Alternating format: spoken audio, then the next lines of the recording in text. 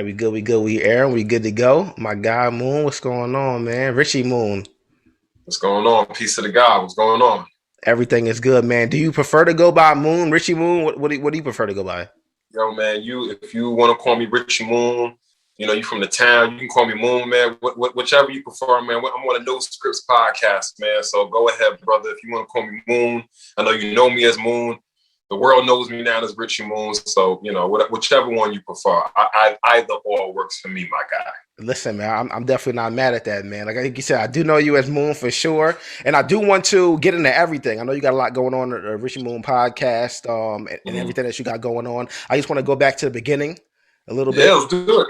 For sure. Let's talk about just Greenberg and growing up in New York in the '90s. Like, how was your experience? My experience growing up, I had an interesting experience because I grew up in Greenberg, but I was always in other places. I was always in Mount Vernon. I was always in Harlem. I was always in these other places. So I learned the game from a lot of different places. I learned it from Greenberg, White Plains, Mount Vernon, Yonkers, Bronx, Harlem. But I loved growing up in Greenberg, man. I loved growing up in the area that we grew up in. It was very, a lot of people think that it was very just a lot of Black people, but Woodlands was very diverse. It allowed me to be around a lot of people from a lot of different cultures. And even when I was living in White Plains before I came to Greenberg, I was always surrounded by diversity. So I loved it. I love the fact that we were so diverse, even though the town itself was mostly just comprised of melanated people. I love the fact that our school that we went to was so diverse, and we got to interact with different people. Yeah, that's for sure. I mean, I feel like sometimes we do take that for granted, the fact that we have so much diversity. So when we go out Right. to like the quote unquote real world, you have the opportunity to be able to know how to respond to different people because you've been around Mm-hmm. all, ethnicities, nationalities, and you just know how to That respect part. people. And yeah, so I think that's huge as far as our upbringing. I know you said that, so you from White Plains originally, like you were born in White Plains and then moved to Yeah, Greenberg? yeah, I was born in White Plains. Yeah, I was born in White Plains. I moved to Greenberg when I was around like say 7, 8, but I was always back and forth. My grandparents always lived in Greenberg. You know, I always knew people in Greenberg, so I was always back and forth. I was always back and forth to Greenberg. I got you. I know growing up for us it's like Kendrick says, like cartoons and cereal. It's one of the things for like a '90s baby. But I see you have the affection for wrestling, man. How did that come about? Oh man, I came back from Mom Dukes, man. Mom Dukes was a huge wrestling fan. And there was no toys, there was no cartoons, there was no amusement park that captivated my mind like professional wrestling, man. The thrill, the athleticism, the showmanship, the larger than life characters. It was we watched cartoons growing up, but it was those cartoon characters. I feel like the wrestlers were cartoon characters come to real life. So that just captivated me, and I love storytelling, and that wrestling has helped shape a large part of my life, even as an adult. Till this day, wrestling has played a large part in my life, and I love it. I love it. I love it. So Very passionate. who would you have in your top five as far as wrestlers? I know I was a fan of like Sandman, Undertaker, Taz, Shawn Michaels. Who's in your top five as far as wrestlers? Oh man, Whew. that's a that's a major question right there. Top 5 favorite wrestlers of all time. Hmm. I actually haven't thought about this in a long time. Top 5 favorite wrestlers of all time. Uh, some are obvious. Some maybe not to the audience. Undertaker, Stone Cold Steve Austin, Shawn Michaels, Kenny Omega, and Eddie Guerrero. Eddie Guerrero. Okay. Eddie Eddie Guerrero. I like Guerrero. that one. I like that was the last choice, man. I rock with that. So I know you have your platform as far as the Richie Moon Show. If you had a chance to sit down and have a conversation with, like, let's just say like three of your top wrestlers, who would you choose to sit down with just to soak up game from and understand their story and I mean and chop it up with them? Ooh, I would talk to Cody Rhodes. That was the son of Dustin Rhodes. Mm. I would talk to. Ooh, that's a really good question. Yeah, Cody Rhodes would definitely be one of them. He's the EVP of AEW. He's just done a lot. He's transformed his career. He went from somebody that opened up shows, that main event shows now. I would talk to Chris Jericho. Mm. Chris Jericho is, if you're not familiar with wrestling, but Chris Jericho is probably going to argue when his career is all said and done, he's going to arguably go down as one of the greatest wrestlers of all time, competing with the Rocks, the Stone Colds, all that. Yep. He's up there. He is, if you don't know wrestling, you're gonna be like, what? But yeah, if you know wrestling, you know what I'm saying. He's up there with them. His name needs to be brought up in that conversation. Chris Jericho, Cody Rhodes, and he's not a wrestler. He's an owner of a company. His name is Tony Khan. He owns AEW, and that's who I would talk to. I would like to get in his mind. He's been writing, and he comes from a very, very wealthy family, but he's been writing wrestling scripts in his mind since like '95. And now with AEW, we're literally seeing the things that he was writing as a teenager, a young adult, now coming to fruition. So that man knows how to speak his dreams into existence. And I love speaking to people that know how to speak their dreams into existence. So Tony Khan, Cody Rhodes, and Chris Jericho. That's a good list. I don't know I don't know if I've ever heard of Tony Khan. I never really watched the AEW. I haven't really watched wrestling in quite a while. For me, Mm-hmm.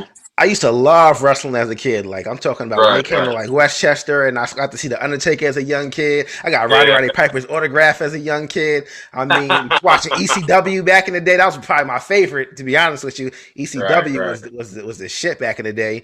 But I Right. felt like as I got to grow up, and I learned that wrestling was like more of like it's still It's a physical. show. Exactly. It's still physical in the show, but it was more like practicing what you do before you get on there. And for me, it was like I don't know. I kind of lost the passion for it, understanding that. Still a great show, Right. but I kind of, Yeah. me personally, I lost that passion You for it. grew up. Some people, with wrestling, it's they grow out of it. A lot of people were just attracted to the characters and stuff like that. And sometimes, you grow away from it. I stopped watching wrestling for about 5, 6 years. It Really. wasn't until I got together with my buddies in college, and we were such good friends, and then they were watching wrestling. They were super deep into it. I just kind of just started watching it again. But yeah, I totally understand it. I totally understand. Like I said, I stopped watching wrestling for about 5 to 6 years, so I get it. Just move on. Girls come in your life. Money comes into your life. You want to, do other things besides watch wrestling. So I get it, man. I get it. So I see the jewelry. I'm liking it. I see the chain on. I see the ring. I see the rings on. Everything got going on. Yeah. What does the moon represent as far as what you Oh, have as far as the pendant? well, the moon. This is quartz crystal. Okay. The moon, for obvious reasons, they call me Richie Moon. Mm-hmm. As I've grown into a young man, it's have deeper meaning to me.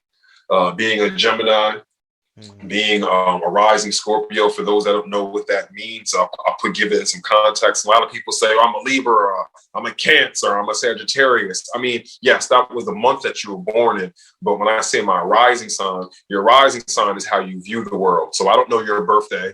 But let's just say you were born in September, you would label yourself as a Virgo. But your rising sign would be, if your rising sign is a Cancer, that's how you view the world. So everybody runs around saying, I'm this sign, I'm that sign, but you're really an amalgamation of all 12 signs, hence the reasons why there's 12 of them. So I say all that to say, you see the moon pendant, the moon goes through different phases. A Gemini, known as two different people. So, there's two different energies when you talk about Richie, when you talk to Richard, then there's Moon, then, you combine the two. So this is just a jewelry representation of me, of one of the phases that I'm going through, the half moon, the crescent, that's part of just universal thought. And when you see the sun, moon, and the stars, those are universal thoughts. Those are thoughts that have always been here, always have been. That's part of the universe. So that being my name, me being a universal thinker, it's a jewelry representation of who I am.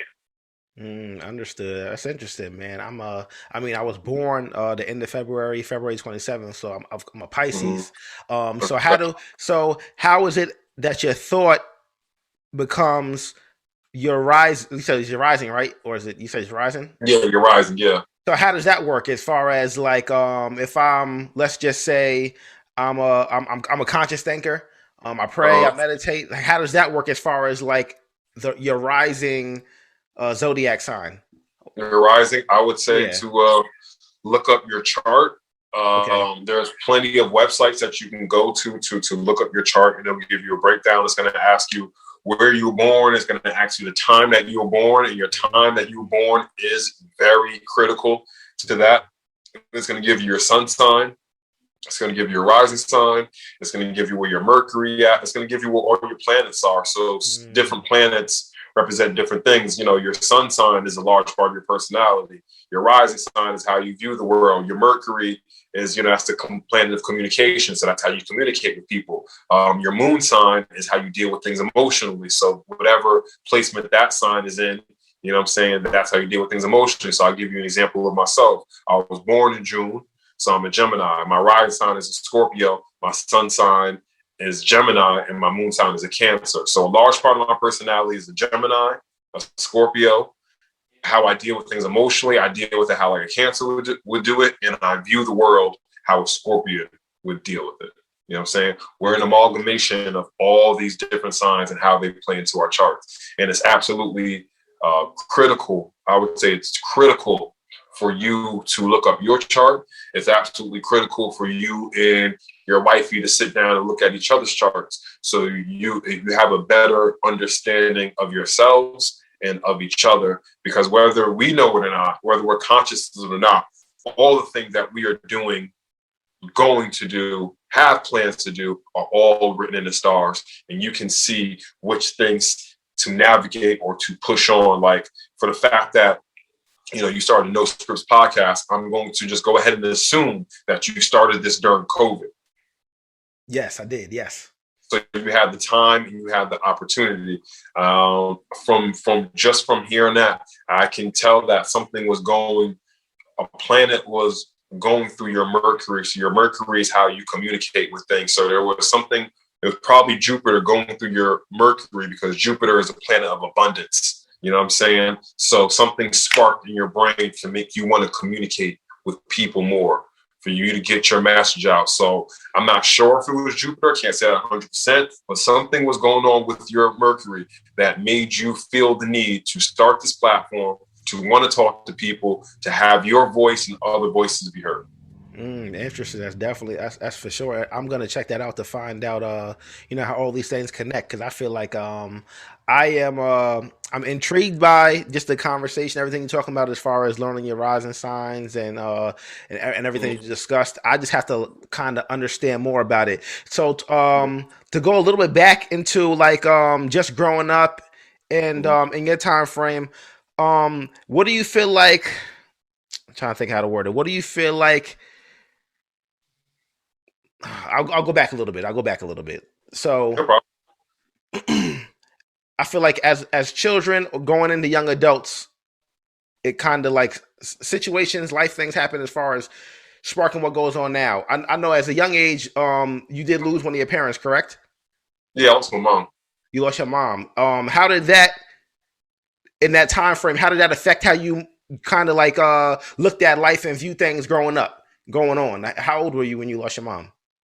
My mom made her transition when I was 12 years old. And how did that affect my life? Yeah, just dealing with things every day. As far like you may have Yeah. been one way, like you may have been a child that was maybe joyful and spoke a lot, but then when that happened, you may have became a little quieter. How did that kind of gauge how you moving forward, how you looked at life and things moving forward? Well, when I lost my mom, the way that affected me was that I internalized a lot of things. Mm. Uh, when you internalize things, it's not that you don't feel it. It's just, some people may, just for an example, somebody may win the lottery and that person is jumping around for joy and all excited and drinking champagne, as opposed to somebody that internalizes something, like they're feeling all those emotions. Mm. It's just all on the inside. They don't really have to get up and jump on the table and drink the champagne and scream, but they're still feeling those emotions. So my mom made her transition. I just internalized a lot of emotions. I became numb to a lot of different things. Uh, you know, I became numb to violence. I became numb to just seeing things that maybe a 12-year-old really shouldn't have been seeing at that time. And I just became very numb to it because it was just like, well, I lost my mom. So what is somebody getting their ass beat? You know, what is drugs? What is this? What is, you know, what is all that? So it doesn't matter. I lost my mom. So it just made me numb. It made me very numb to a lot of things. Totally. Yeah, I mean, listen, I can only like imagine. You know what I'm saying? Like my mom is still with me. I don't know if they have a strong relationship with my pops, but my mom is still with me, and I can only imagine, especially at that young age, trying to understand what's happening. Because I feel like at you say you're 12 years old, like I mean, I feel like at that age, we don't even really understand like what passing or transitioning is at that point. We just understand that our loved one that was with us is no longer with us. We can't quote unquote like physically see them or talk to them here in this. I mean, in this realm, in this space, and that's all we kind of understand. So, how did you deal with that? Like, did you go to drugs? Did you become more violent? What do you feel like as far as just dealing with things? How did you deal with that? I was just my mom, you know, losing my mom. I was just it made me susceptible to get into gang because I had nobody there to hold me back. So I was just I was just going through the evils of life, as Jay-Z was said, because I had nobody. There was no barrier. You know, I lived with my grandparents, but it was just like once my mom was gone, it was just like that was it. You know what I'm saying? That's when you lead into the gangs, you know, selling your little bud, selling your little drugs, you know what I'm saying, for a quote unquote big homie. Yeah, that's how I dealt with that. I did become more violent because I internalized everything. And I didn't really know how to express myself. And then I did start to learn how to express myself. And then that's when I started using my words as weapons. That's when I started to like get into like poetry and hip hop and things like that. So everything that I was feeling on the inside, I just wrote it down and made it rhyme. Facts. Yeah, I feel like growing up, you know, I tell people I used to rap as well, and I know you used to rap. Yeah. That's what age you feel like you started getting into rhyming? Like 14, 15? What age was that for you?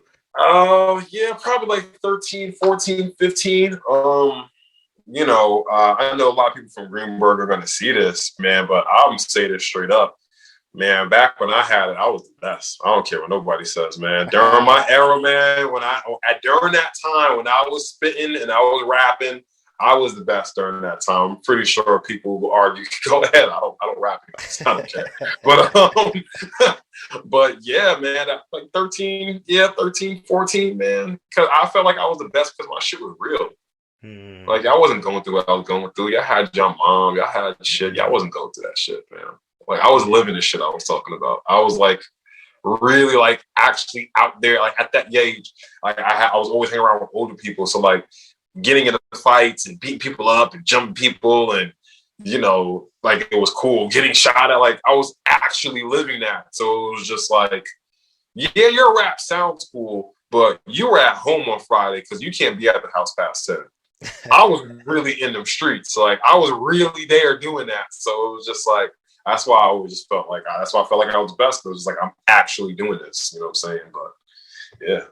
So you felt like he was like you were living the art when other people are just rapping kind of what they see. So it's a different level of that. I'm not mad at that at all. I felt like in high school, I never considered you like a bully or anything like that. I just felt like if somebody would approach you, you defended yourself. Like if somebody may have made you mad or said something crazy to you, I don't see you as somebody that's backing down from the sign of aggression. But I never saw you as a bully. I'm gonna be totally honest, maybe because I knew you personally and we were maybe cooler. I never experienced that. So, like, would you say that was accurate from the outside looking in? Yeah, that was accurate. Now, I never wanted to bully nobody. I was just not to be fucked with. Quite frankly, yeah, that's what it was. But no, I was never a bully. You know, I never liked bullying. But yeah, I was just, you know, I was just about it. That's all. It's a little short tempered. I'd say that a bit short tempered. And then so you said you talked about the gang life. I felt like a couple of kids that I knew growing up got involved, and I felt like it became popularized with the music and the things that were reflected from maybe like the West Coast to the East Coast and things like that. So you felt like being young and impressionable made you want to get involved in like the gang life? Yeah, because the gangs offered you family. They offered you solidarity. It made you feel like somebody was there for you, and that's what that was. opposite of everything I was feeling. I just lost my mom, so I felt like nobody was there for me. Yeah. So, the gang offered brotherly support, people to hang around with, the big home, always hang around people that were older than me because I always thought they were fascinating. So it was a bunch of older dudes. And yeah, that's why I got into the gangs, because it was family. It felt like family. And for a while it was. Mm. So so in that in the time when your mom transitioned, how did you and your dad's relationship go? Did you guys become closer in that time frame, or did you guys kind of divide apart? Because I mean, you can only imagine what your father's going through in that time, just losing his loved one and trying to deal with that, and also raising you as well. How did you guys' relationship go from that point on? Well, at that point, my dad and my mom had got a divorce. He Mm. wasn't in my life. He didn't show up to the funeral, so that really drove a wedge between us. That drove like actually, it made me grow a hatred for him. I grew a deep, passionate hate for him that weighed me down for years. Hmm. So yeah, that was the nature of our relationship during that time. Okay. Did you guys ever become closer as you got older? Yeah, because a lot of young men grow up without their fathers, and they end up holding this deep resentment for them. And whether they realize it or not, that weighs heavy on them. A lot of us, unfortunately, and I'm talking to this. I mean, I'm speaking specifically right now to melanated men.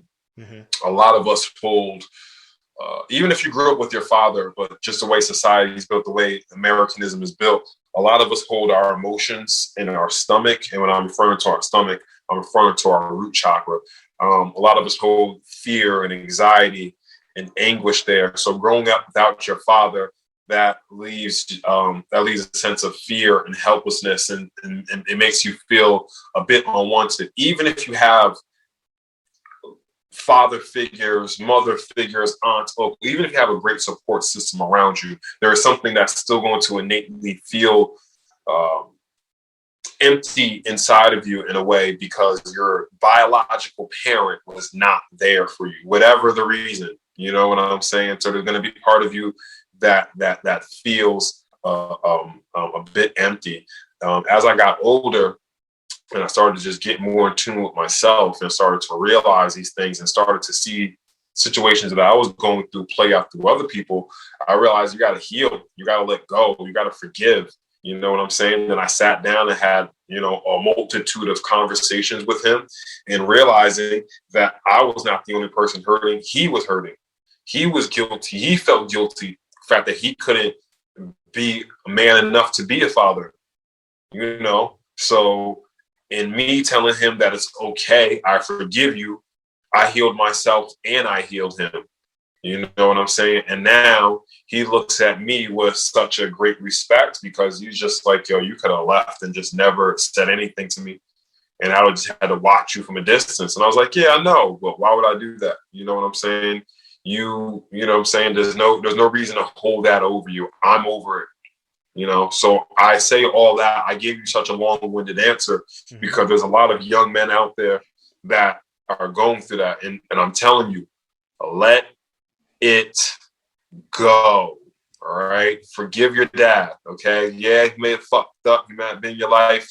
Let it go because you are holding on to feelings and emotions that's dragging you down and you don't even realize it. That's interesting because growing up, I wasn't raised with my father, and Mm. so me and my brothers, we all have different dads, and they were all raised with their dad, but I wasn't. So as a young kid, I always would be around them and their fathers, and I would feel like, like why do my dad not want to be around me? Like why is it that I'm like the one that he didn't want to be around when all my other brothers Right. are there? So that kind of does weigh on you. And in the years past, and of course we've grown a relationship, and then we stopped talking for a while. But in the more recent years, I've always felt like I need to reach out to him. I mean, I don't hold, like you said, I don't hold that hatred against him as far as, for whatever was past. I understand that things happen and life happens and we make decisions. And of course, every decision that we make, it doesn't it doesn't characterize us for the moment, if that makes sense. It was in that moment that it happened, but 5, 6, 7 years later, I can't judge you for something that happened 5, 6, 7 years previously because your mentality and everything has changed in that time frame, and you just maybe just be a totally different person. So you kind of got to move on. Yeah, you gotta move on, man. Gotta move on. I respect that, man. I felt like you just making that statement was speaking to me without even you really probably even realizing it. Just speaking to me personally. Right, right. So in high school, I know that you kind of moved. I'm assuming you moved away from the rapping and you got more like in the drama and acting. Yeah. What made you want to get into that? I know Nico was in charge of like the drama program, I believe, in high school, right? Yes, indeed. So how like what was that experience like as far as wanting to get into drama and changing from the rap scene and want to do drama and getting acting? What really changed for me was rap was just the passion. I really felt like I just not peaked, but it was just like I had done what I needed to do with this for a while. I learned the skill set from this that I needed to learn. And what also started to change was the change of hip hop. So, hip hop started to change during that time with the gangster rap era, like really was dying during that time. And the Kanye West era was really taking over. And even though I was happy for the Kanye West era to be taken over, I lost my passion for rap during that. Somewhere in that transition, I lost my passion for it. And how I got into acting was actually through spoken word. It was the summer. This was '06. So the summer of '06, Ashe to the brother Lethos, man, Brian Leak. You gotta say that brother's name. Yeah. Brian Leak, Lethos. Yeah. He unfortunately got taken away from us that summer. And I did a poem dedicated to him for the pep rally. And, a lot of eyes on you, So little did I know that Nico was in the crowd watching. And a lot of my friends were doing Readers Theater during that time. And they were doing a lot of shows. I would go see the shows or whatever. It would be dope. Nothing I really ever thought about getting into myself. And then he had gotten contact with me through my friend Pierre, who told me to come down to the center. And he asked me to do the poem over for him. I didn't think anything of it. Whatever, I'll do the poem. Mm-hmm. And then he asked me, and it was very smooth. He was very smooth with it. I did the poem. Then he handed me like this other like paper that was not paper, stacks of paper. And he brought me into this room. And then the other one, with the room that he brought me into, Pierre was sitting in there. A couple of people that I knew that were just sitting in there, people that I was familiar with. I'm like, oh, what's up? Oh, the gang's here. What's going on? And then he, very smoothly, without me realizing it, just, hey, I want you to read this character. And I just started reading that character. And the night he's like, hey, you busy tomorrow? I was like, no, what's up? He's like, yeah, come back tomorrow. Come back tomorrow. And then, that come back tomorrow ended up being every single day. Mm-hmm. And then literally, it wasn't until I was on stage and I was performing and I look out and see my grandparents, I'm just like, what the fuck is going on? What am I doing? And then, hey, the rest is, as they say, history, man. I started acting. Since then, still acting, man. Still at it. That's something that some people let it go, but no, not me, man. It's just time and place for everything. Definitely, man. So then I know, so at that point in time, you in high school, you acting, and then you go through high school. So what's next for you? And once like you're in high school, you start acting, and then you graduate, like what's next? What was your plan next? Or what did you get into next? Did you attend college? Yeah, I went to WCC for a year. Mm-hmm. Because I was really good in school, but I started hanging around with the wrong people and started stop caring about my grades, so my grades slipped. So I went to community college for a year. I was still acting. I was still doing my thing. And then I remember this acting teacher, this Caucasian lady. I can't remember her last name, but her first name was Sarah. Shout out to her. She pulled me to the side after acting class one day and says, "You don't need to be here." I was like, excuse me? She was like, you need to be in a performing arts school. You need to be somewhere where you're thoroughly getting trained to be an actor. uh, took a step back, and she recommended some schools. I spoke to Nico. He recommended some schools. And then I ended up auditioning for the school called AMDA, the American Musical and Dramatic Academy in New York City, one of the top performing colleges in not even just New York, in the country. And I got in. I went in there and I fucking killed that audition. And as they say, the rest is history, man. I went and moved to New York City, did my thing. Made some friends, made some great friends. I'm still friends with them to this day. Shout out to my people that I'm going to actually go see in Orlando tomorrow. Yeah. Nice. So the saga continues. The marathon continues, as Saint Nick would say. For sure, man. So then at that point, so now you're in college. You're in the school. You got the acting bug, man. So then, what's next? Like at that point, like, do you try out for new roles? Do you like looking to hire an agent? Because at that point, I guess you're inspiring to be an actor, right? At this point, like, right. What I want to do. So then, what do you get into next? Right. So after college, I didn't take advantage of my training the way I should have. I was so busy just wanting to live in the city. I had to move back to Westchester for a little bit. And then I finally got back to the city and living with my friends. So that's what I was actually focused on for a couple of years. I kind of just lost sight. I just wanted to just be in the city. I know I just didn't want to be in Westchester anymore. So I would audition here and there. But once I was able to finally get my bearings down under me, and get stable, that's when I started doing auditions. I started doing modeling. I did a couple of stage plays. I filmed a couple of things, did some extra roles. There was a couple of things that I did that were pretty badass. I did a couple of shows. Some of them made to TV. Some of them didn't. I've done some movies. But for a couple of years, I was just worried about living in New York City. But once I got my feet under me and I was actually living in New York City, I just continued with the with the training, continued with the auditioning, and kept it pushing. What would you say was like your because I mean, you get questions like all the time, like, what was your favorite role? And I feel like that's not a bad question, but what would you feel like it was your most difficult role to transition into? Whether it was because the character was too far from what you felt like you were at the time, or what was your most difficult role? Like, this is hard for me to capture, but you may have did great at it, but it was just hard to like capture that role. Man, this is going to sound like a place of arrogance, but there's not been one role that I played that's really been that difficult for me to do. It's really, it really hasn't been able to me.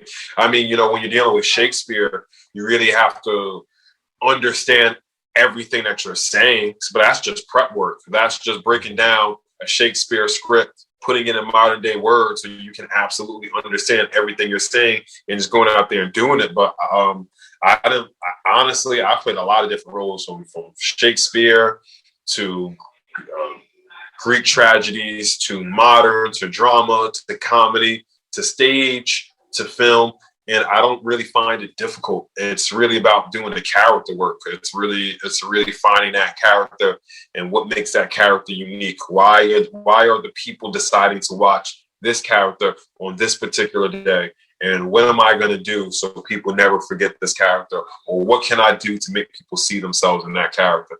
And for me, that's just hasn't been difficult. That's just really playing the role. And honestly, right now, what we're doing right now, this is acting.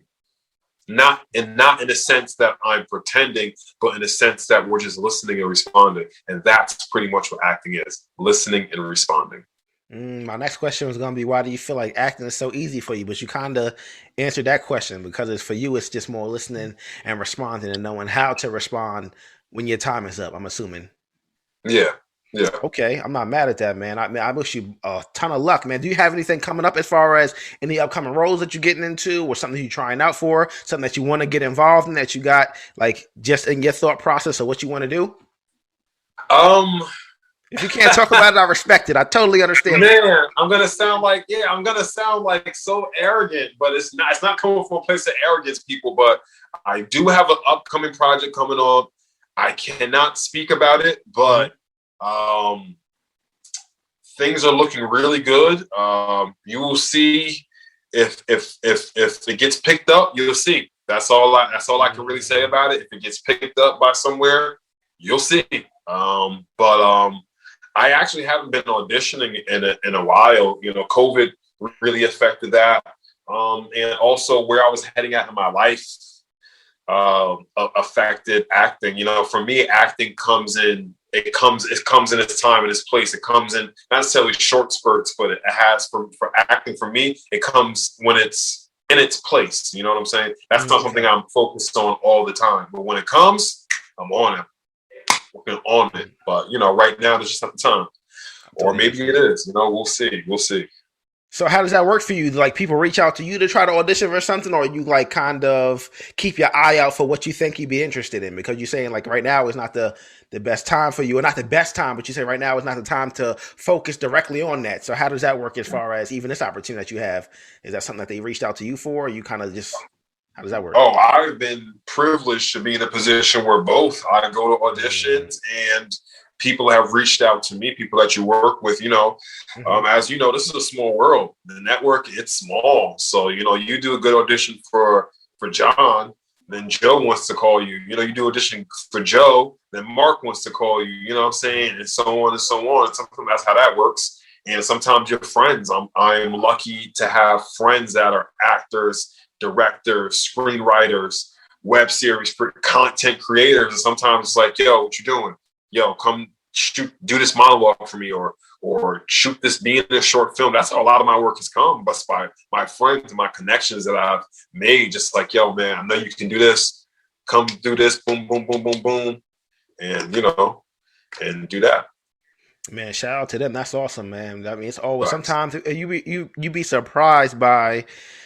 Because I feel like when we see somebody, like anybody in general, like Oprah Winfrey, a Jay-Z, somebody on top, we always feel like they've done it by themselves. But man, it's a team of people. Like they've gotten alley-oops and been helped in so many ways, and we don't really know the behind the scenes or see it. But I do want people to realize like nothing happens by yourself. It usually takes a team of people that can help you and put you in the right room to get in the right situation and be able to get involved in anything. So I mean, shout out to them for that. Just giving the opportunity, and I mean, keeping you in mind for that.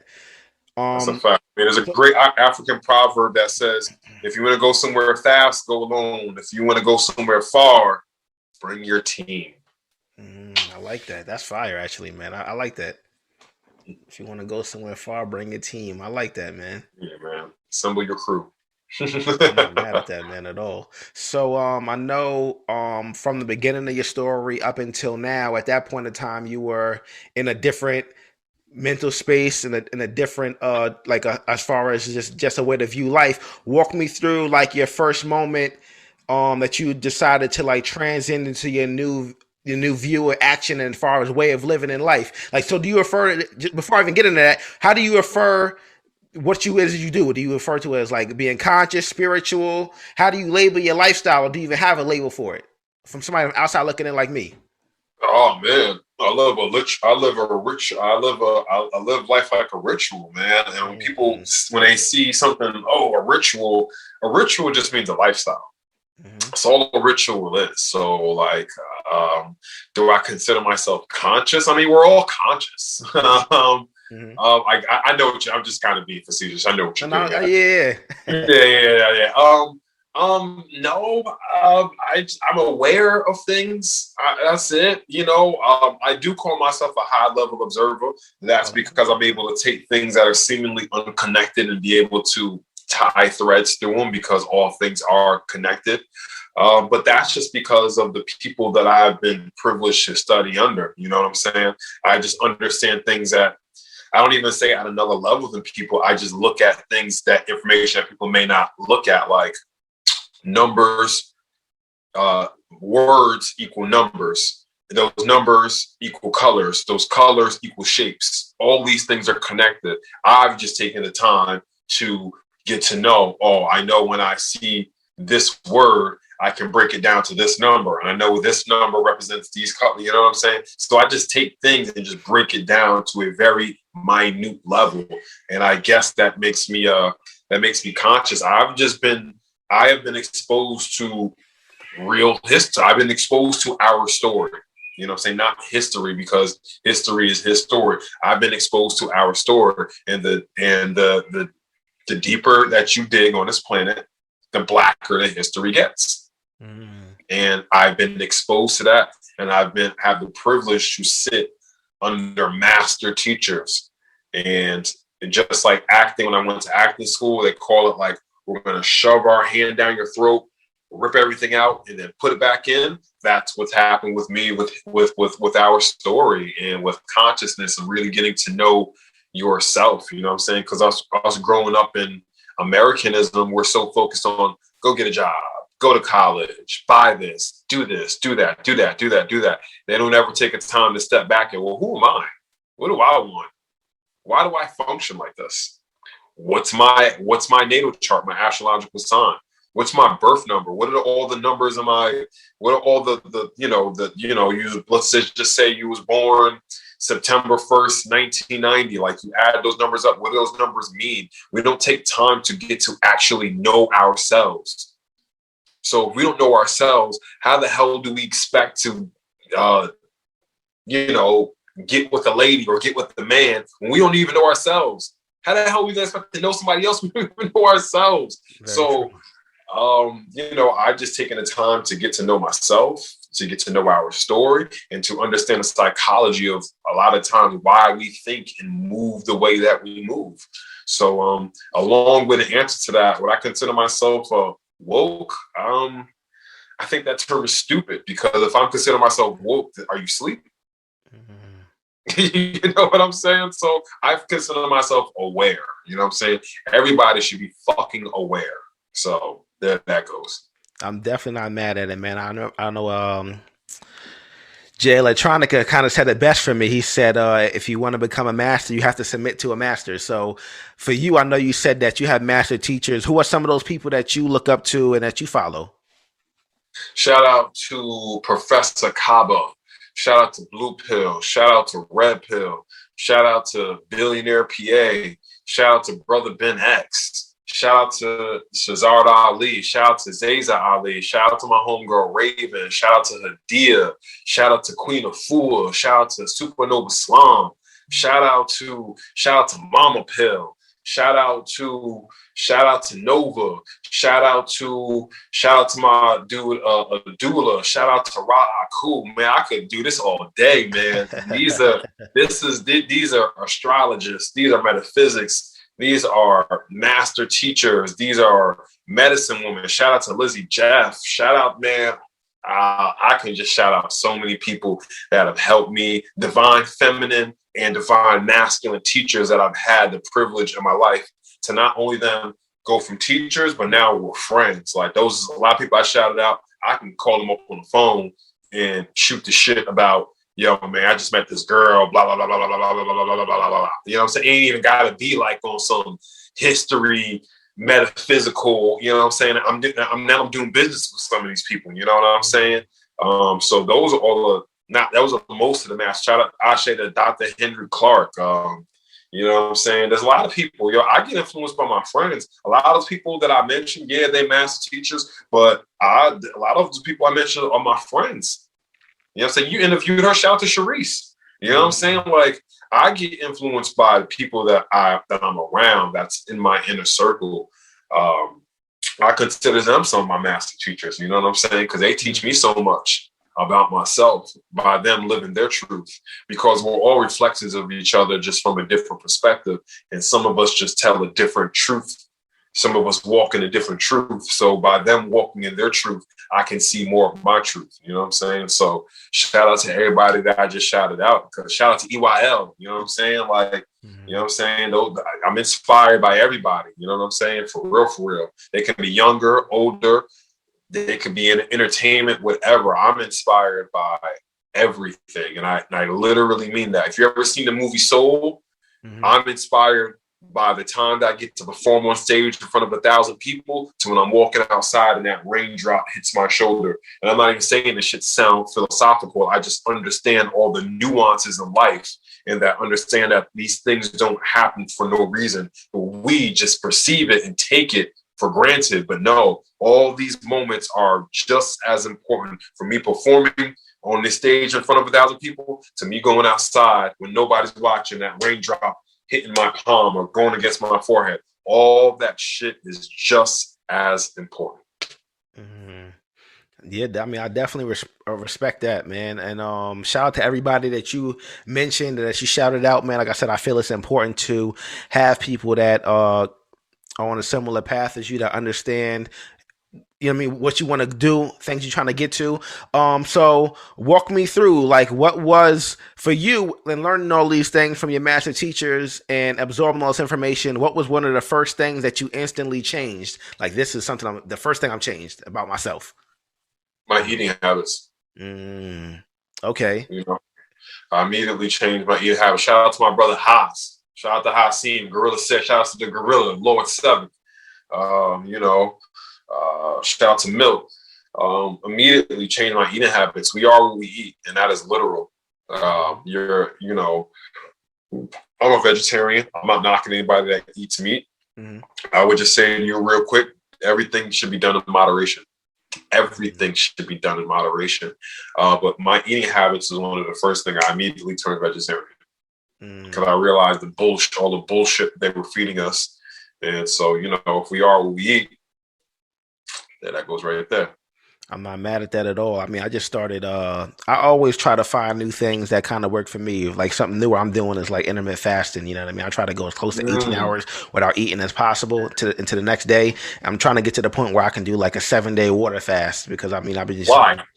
because I was actually watching an episode of Joe Rogan and I forgot the gentleman's name, but he was talking about how like, and see, I'm not super into this stuff. So what I'm about to say, don't quote me for it. Go out and watch the episode. I'll put the note in so you can follow it. But, he was saying how our bodies can like almost reverse age as far as just repairing itself from you not eating.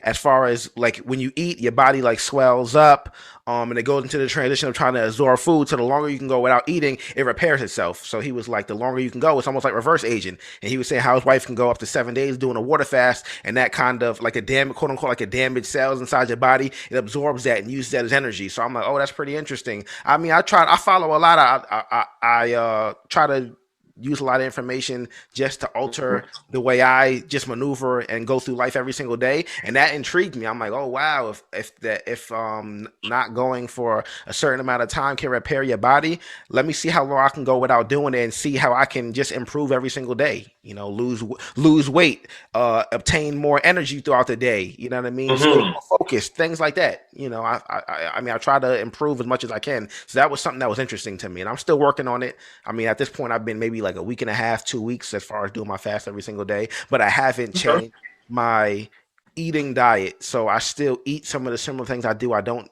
do pork, but I do a lot of other things. I eat burgers every now and again. I cut a lot of the carbs out, things like that. But I'm not 100% great. I don't think anybody is. Like you said, in moderation, there's a lot of things that'll work for you, but just try to improve. So.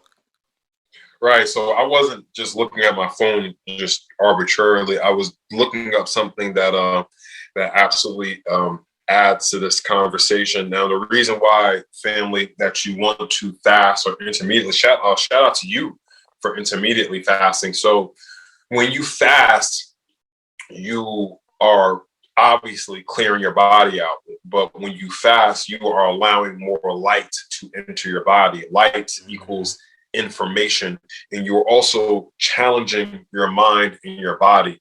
For those when you fast, if you work out, you notice after your fast how much your muscles pop out even more. You got to think about your body like a computer. You know, are you going to leave your laptop on all night? Are you always going to leave your laptop on sleep, or are you going to eventually shut it down? You're going to eventually shut it down, right? Mm-hmm. Because if you just run your laptop all the time, you're going to really run the battery out, right? You're going to have to keep charging it. Your body is just like the battery in a laptop. Your organs need a rest. Your organs are working all day, and then you're eating, and then you're drinking. And, you know, if you're eating shit and you're drinking shit, then your organs have to work even extra hard. So when you fast, you give your organs a chance to breathe. You give your body a chance to breathe. And then what it is, a lot of us are addicted to food. So you're not even hungry. Your brain is just so used to eating, it's telling your body that you need to eat. And what a lot of us don't realize is that the same neurons that we have in our brain, we also have in our heart, we also have in our stomach. So you're dealing literally with two stomachs trying to tell you that you need to eat. So when you do intermediate fast, so what, you don't eat till like 12? So I eat at 2 o'clock from 2 to 6, and then from six Uh-huh. p.m. I don't eat again until 2 p.m. the next day.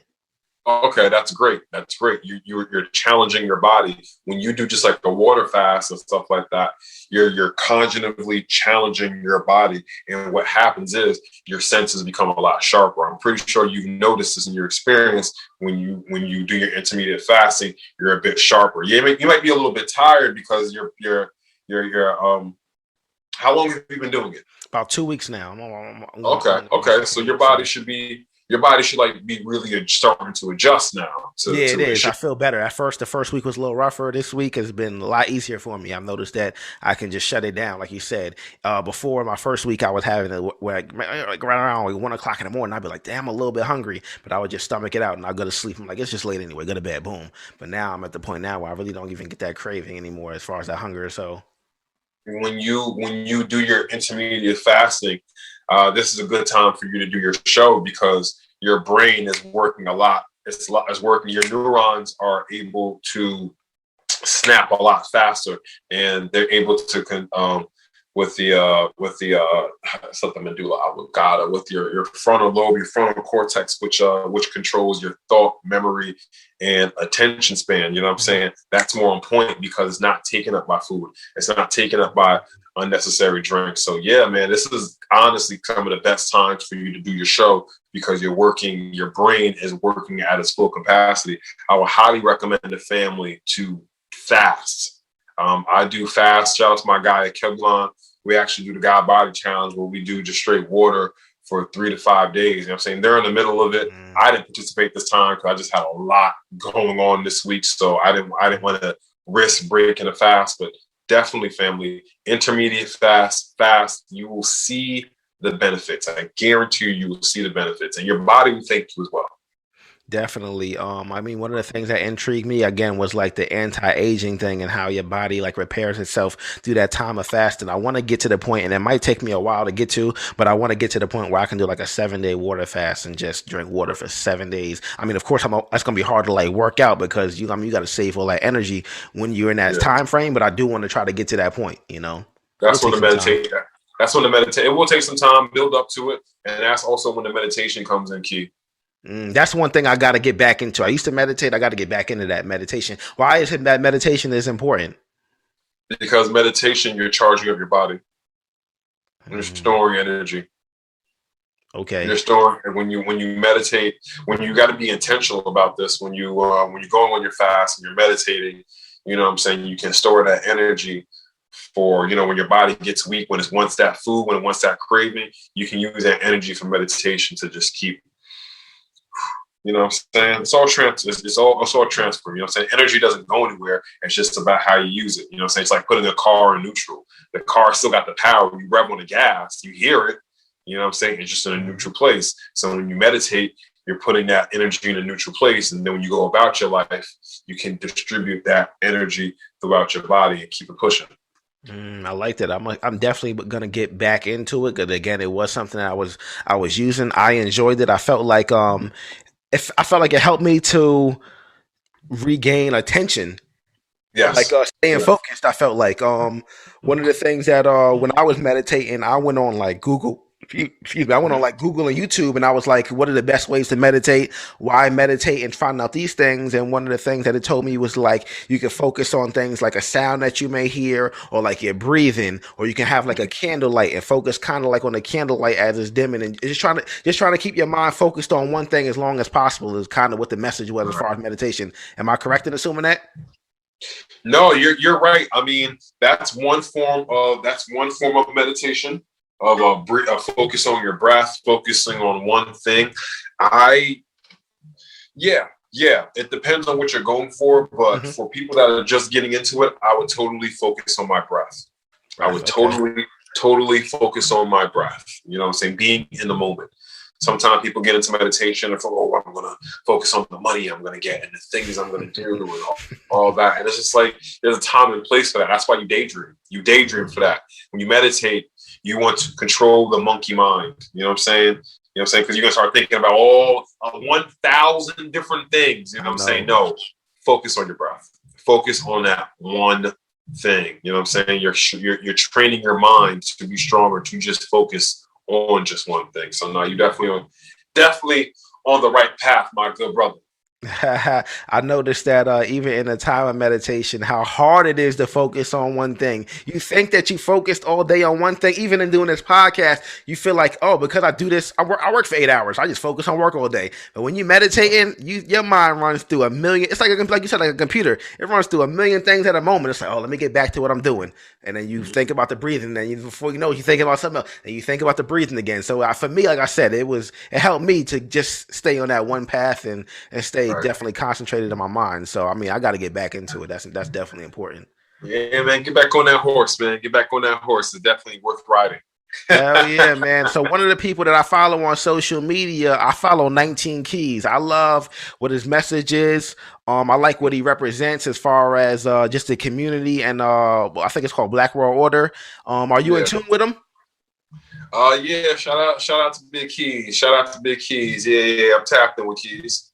Have you ever tried his Gold Water? I know he has this thing called Gold Water that he's sponsored. And I never tried it before, but I know people who have. Have you tried it before? Yeah. Family, if you're interested in getting some of the Gold Water, you know what I'm saying, go to the Richie Moon show. Go to the link in the bio. You know what I'm saying. You know, you click that thing on there, you're gonna see Gold Water supplements. You know what I'm saying. You can tap in. We got the Spark. We got the Smart Moss, the Sports Moss, the Vitamin C Moss. We got the Gold Water. We got the Colloidal Silver. We got the Colloidal Silver that you can spray in your mouth. Now we got the gummies that got sea moss in it. That's great for the kids. That's kid friendly. So tap in with us. You know what I'm saying, over here at Gold Water. You know what I'm talking about? Definitely, man. I know he was talking about like the minerals in the gold and how it kind of keeps like your heart and your body. I got to look into it because I do want to try it. Like I said, I got shout out to my boy Eric. He had put me onto it a while back. Eric Dallas. He had put me onto it and he was like, check it out, man. It's something that I use and I enjoy it. And I'm like, all right, I'm gonna take a look at it and find out a little more about it, just as far as the origin of it and how I can benefit from it. My thing is always how I can benefit from something. Like, how does that work for me and how do I benefit from it? Yeah. So the goal. So one of the benefits of the Gold Water, that helps with your focus and concentration. That helps with the blood barrier. It helps to the blood barriers in your brain to be able to switch over to the other side.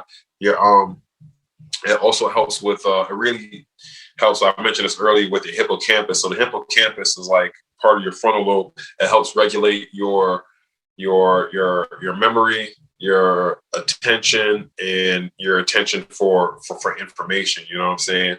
It helps the neurons in your brain just like boom, helps some neurons fire. So you're just able to just be on point, wrap your mouth around all those words, speak this, multitask, do this. It's also good. We're all born with a little bit of gold inside of us, but due to society and the way that we eat, we lose that gold. So tap back into that gold. You know what I'm saying? Most of our body is water. So, you know what I'm saying? It's a natural conductivity. That's why your thoughts start to flow more easily. You start to feel more lucid in real time. You know what I'm saying? It's almost, when your body really gets used to it, it's almost like a walking meditation. You know what I'm saying? If you ever watch Dragon Ball Z, it's just like, when Goku and Gohan, when they were training for the Cell Saga, how they just stayed in Super Saiyan mode. They didn't have to turn into Super Saiyans. They were just in Super Saiyan mode all the time. And when your body gets used to the Gold Water, that's how you feel. If you want to find out more information, good family, you can also click the link in my bio where I've written several articles about the vitamin C moss, Gold Water, the effects of it. You know what I'm saying? Give a nice, thorough breakdown. You know what I'm talking about? That's dope, man. I use sea moss as well, man. I do the capsule form. I was doing the gel, just putting it in my smoothie.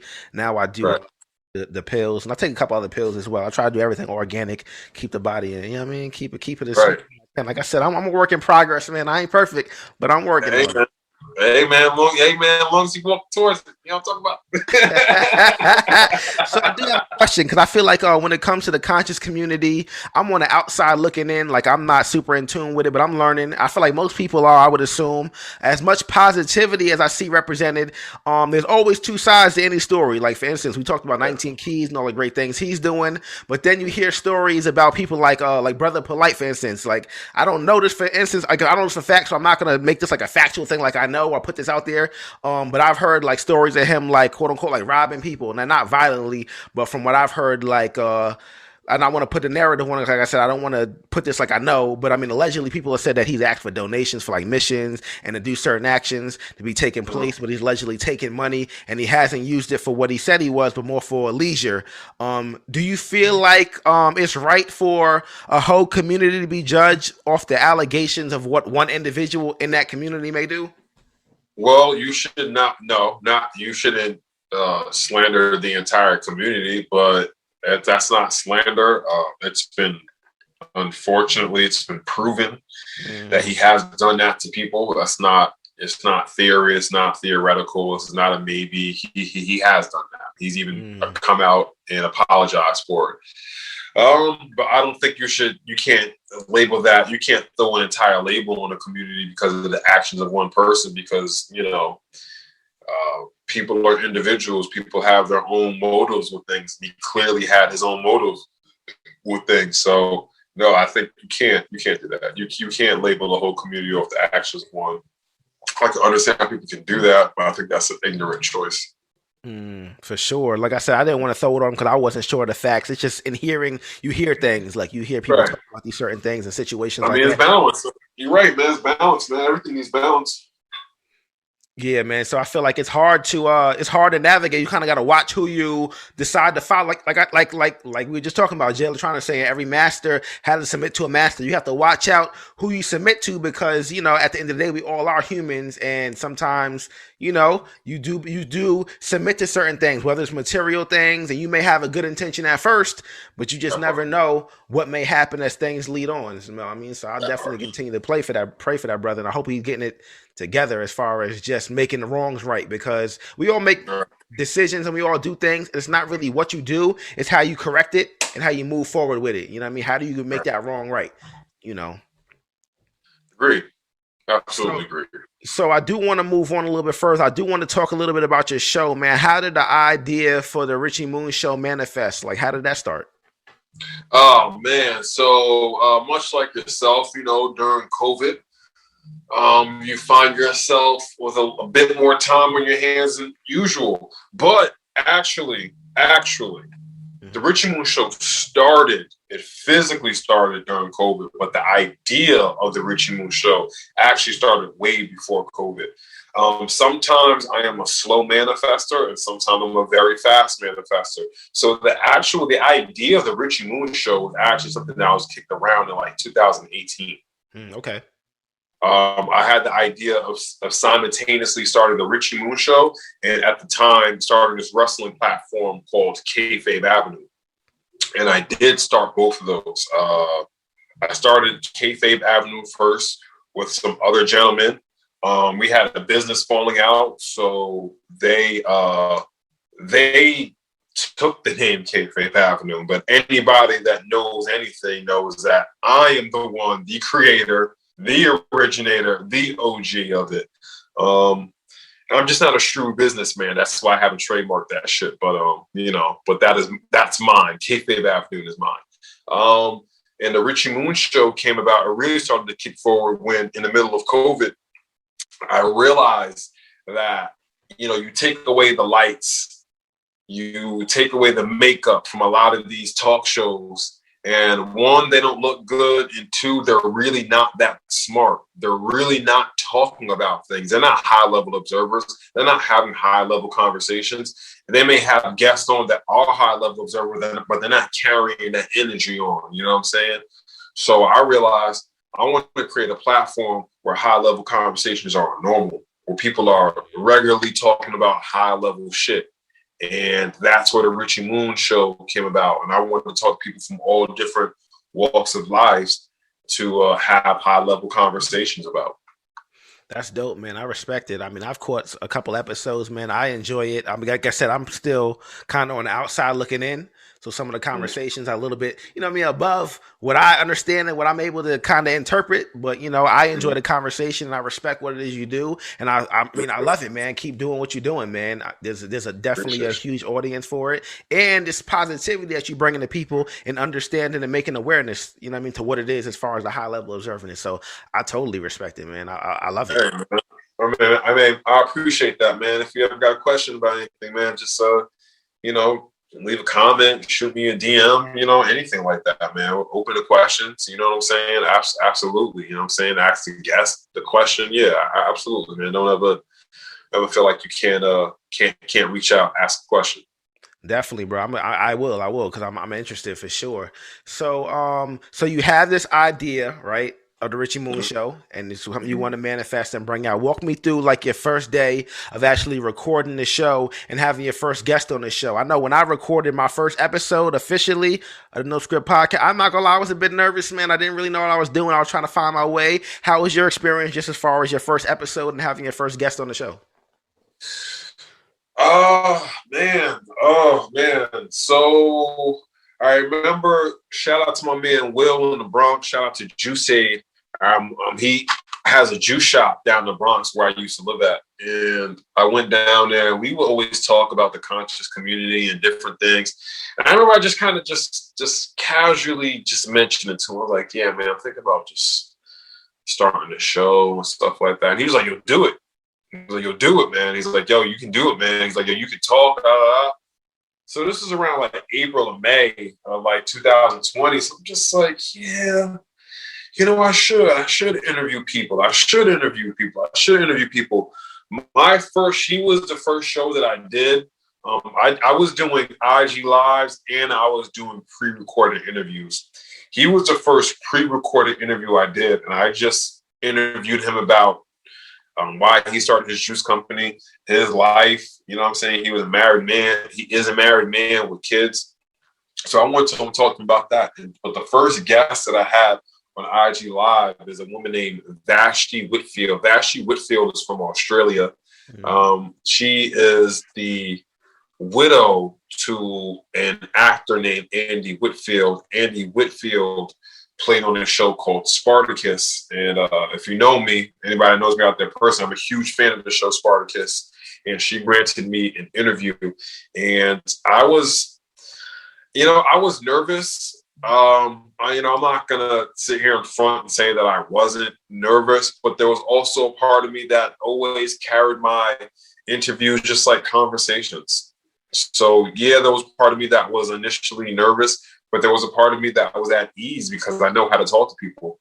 I know how to carry a conversation. I know how to ask people questions to make them think, to make them challenge their perspective. So there was definitely a part of me that was nervous, but there was also a part of me that was very much at ease.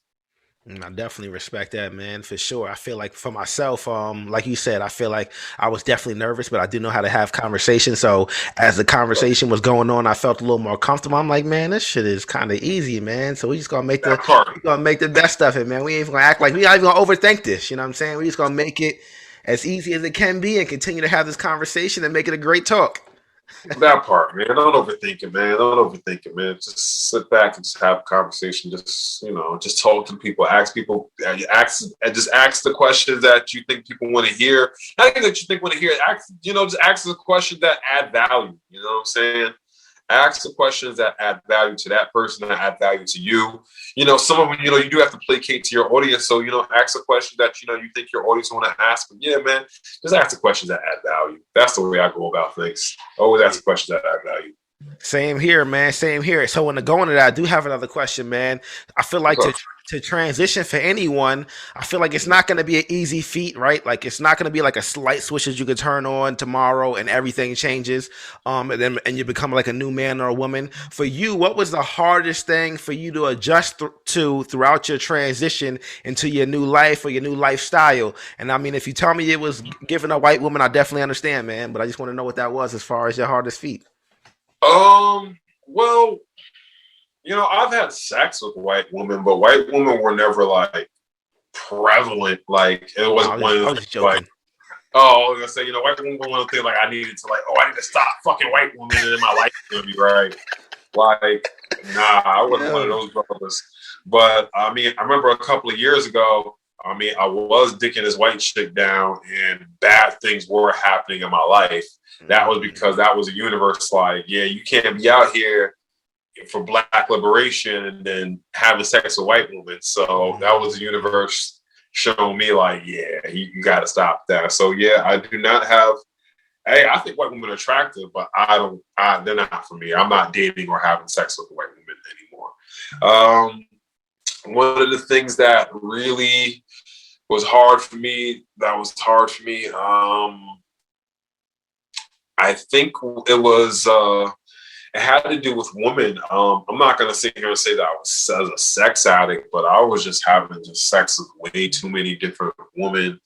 Mm. It's thinning out my energy. I didn't know anything about soul ties during then, or how people that you have sex with, you always hold a piece of them. I was having sex with way too many women, and it was just fucking my energy up because I didn't realize it. You know what I'm saying? I'm bringing a lot of different drama into my life because I'm just having sex with this one, that one, that one, not caring about, you married, kids, none of that. I was just fucking. So that played a part. I messed up my energy in a lot of ways. You know what I'm saying? I'm walking around with all these women's different energies in my life. You know what I'm saying? And then I was kind of contradicting myself because I'm just like, I want to protect black. And then, yeah, I guess it was, or I'm here for my sisters and all that. But at the same time, yeah, I'm here for you, but I want to fuck you too. So, it's just, I had to balance that out. You know what I'm talking about? Yeah, definitely. I listen, man. As a young man, I mean, I could totally understand that. I mean, there's a thin line between, like you said, wanting to protect and wanting to go a little further. So I totally understand that, and I respect that. So how long do you feel like it took you to like get that out of your system? Like, you know what? I'm done, man. I did it all I could do now. I'm done. I'm starting this new way of life, and you move on to that hardship becoming something that it's not that big of a deal once you kind of get used to it. Like me, I felt like I said, doing that, starting my fast off, that it was really hard, man, to give a certain thing. But after you get used to it, it's just like, it wasn't that bad. A couple of heartbreaks, breaking a couple of hearts. I would say during the quarantine, you gotta, a lot of people were forced to do shadow work. For those people who don't know what shadow work is, but that's when you're forced to deal with your inner child. That's when you're really confronted with your issues that you have. You're really, really confronted with those head on. So during COVID, I did a lot of shadow work and I really slowed down with the amount of women I was having sex with. I really stopped having sex for a while. Started doing some internal work and started healing. I met one young lady, we was doing our thing, but I knew that wasn't really going anywhere. But I calmed down with the sex, I just really started focusing on myself.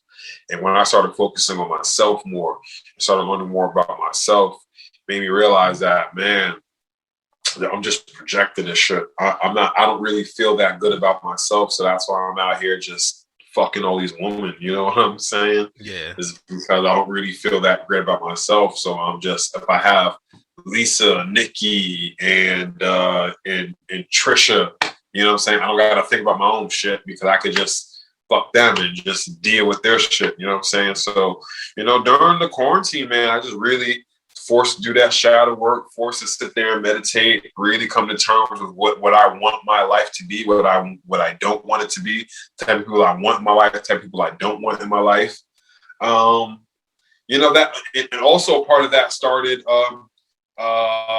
late 2015, 2016 after jail. I realized, man, I'm hanging around a lot of fucking losers. And I don't need to do that. So cutting that off, that all helped. I would say honestly, from the end of 2015 to 2016, that really started an elimination process for me of just getting rid of men and women in my life that were no longer conducive, and I really started to elevate. But 2020 really took it to another level.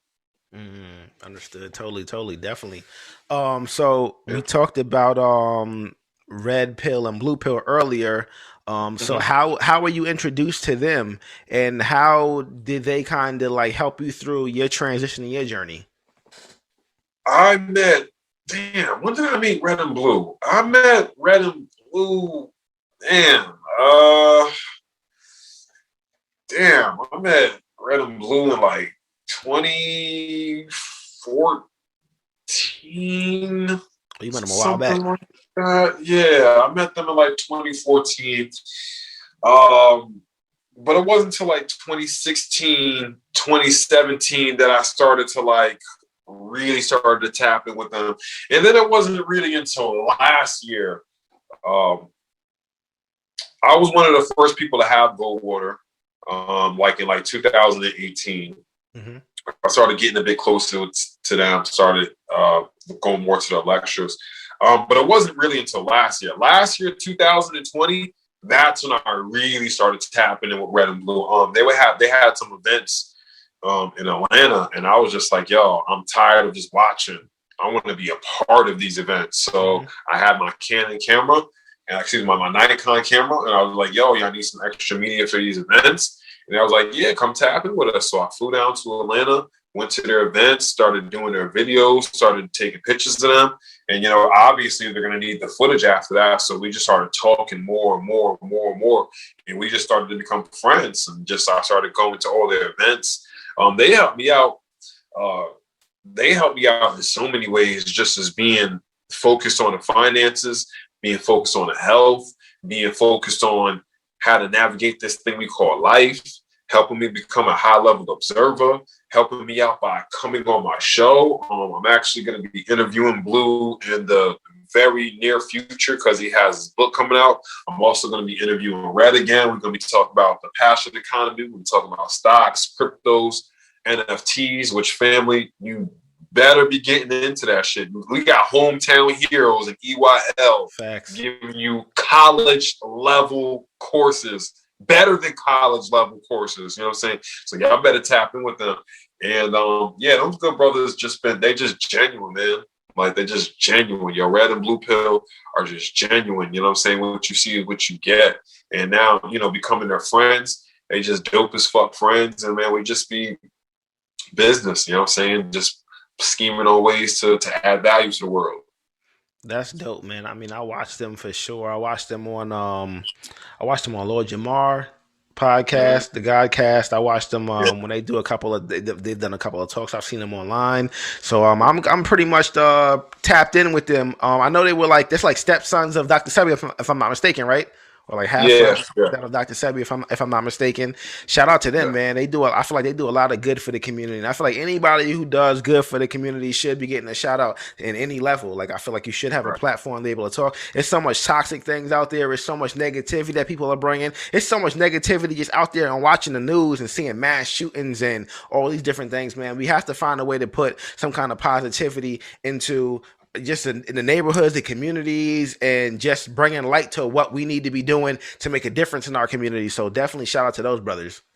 Right, right. I mean, they help me understand history they help me understand our story on a whole nother level, man. It's just, yeah, man. Those brothers is limitless, man. Shout out to the twin pillars. That's dope, man. Shout out to them for sure, man. I hope to one day be able to have a conversation, even if not on camera, just outside, like behind the scenes. Sometimes just having a conversation with them. Just, I mean, I'm always, like I said, I'm always looking to learn and better myself, man. So if given opportunity, man, that would be a dope conversation, man. Um, Right. for someone that is looking to follow a similar path or lifestyle like yourself, what would be Mhm. a bit of advice that you would give them as far as just transcending themselves into the right direction or right space? What are some of the like advices you would give them to start off? Whew. To live that, I would say you need to first off find out what your purpose is. And if you don't know what your purpose is, you need to hang around with some people who do know what their purpose is. And when you hang out with people who know what their purpose is, you need to start looking for your soul family. Actually, no, I don't want to say that because you need to be in the proper position to find your soul family first. I would say find your purpose. If you don't know your purpose, hang out with some people that do know your purpose. Um, a lot of those brothers and sisters that I named, you know what I'm saying? Red Pill, Blue Pill, Derek Grace, Brother Ben X, Jake Taylor, Billionaire PA. Go follow them people on Instagram. You know what I'm saying? Shazard Ali, Zaza Ali. Go follow these people.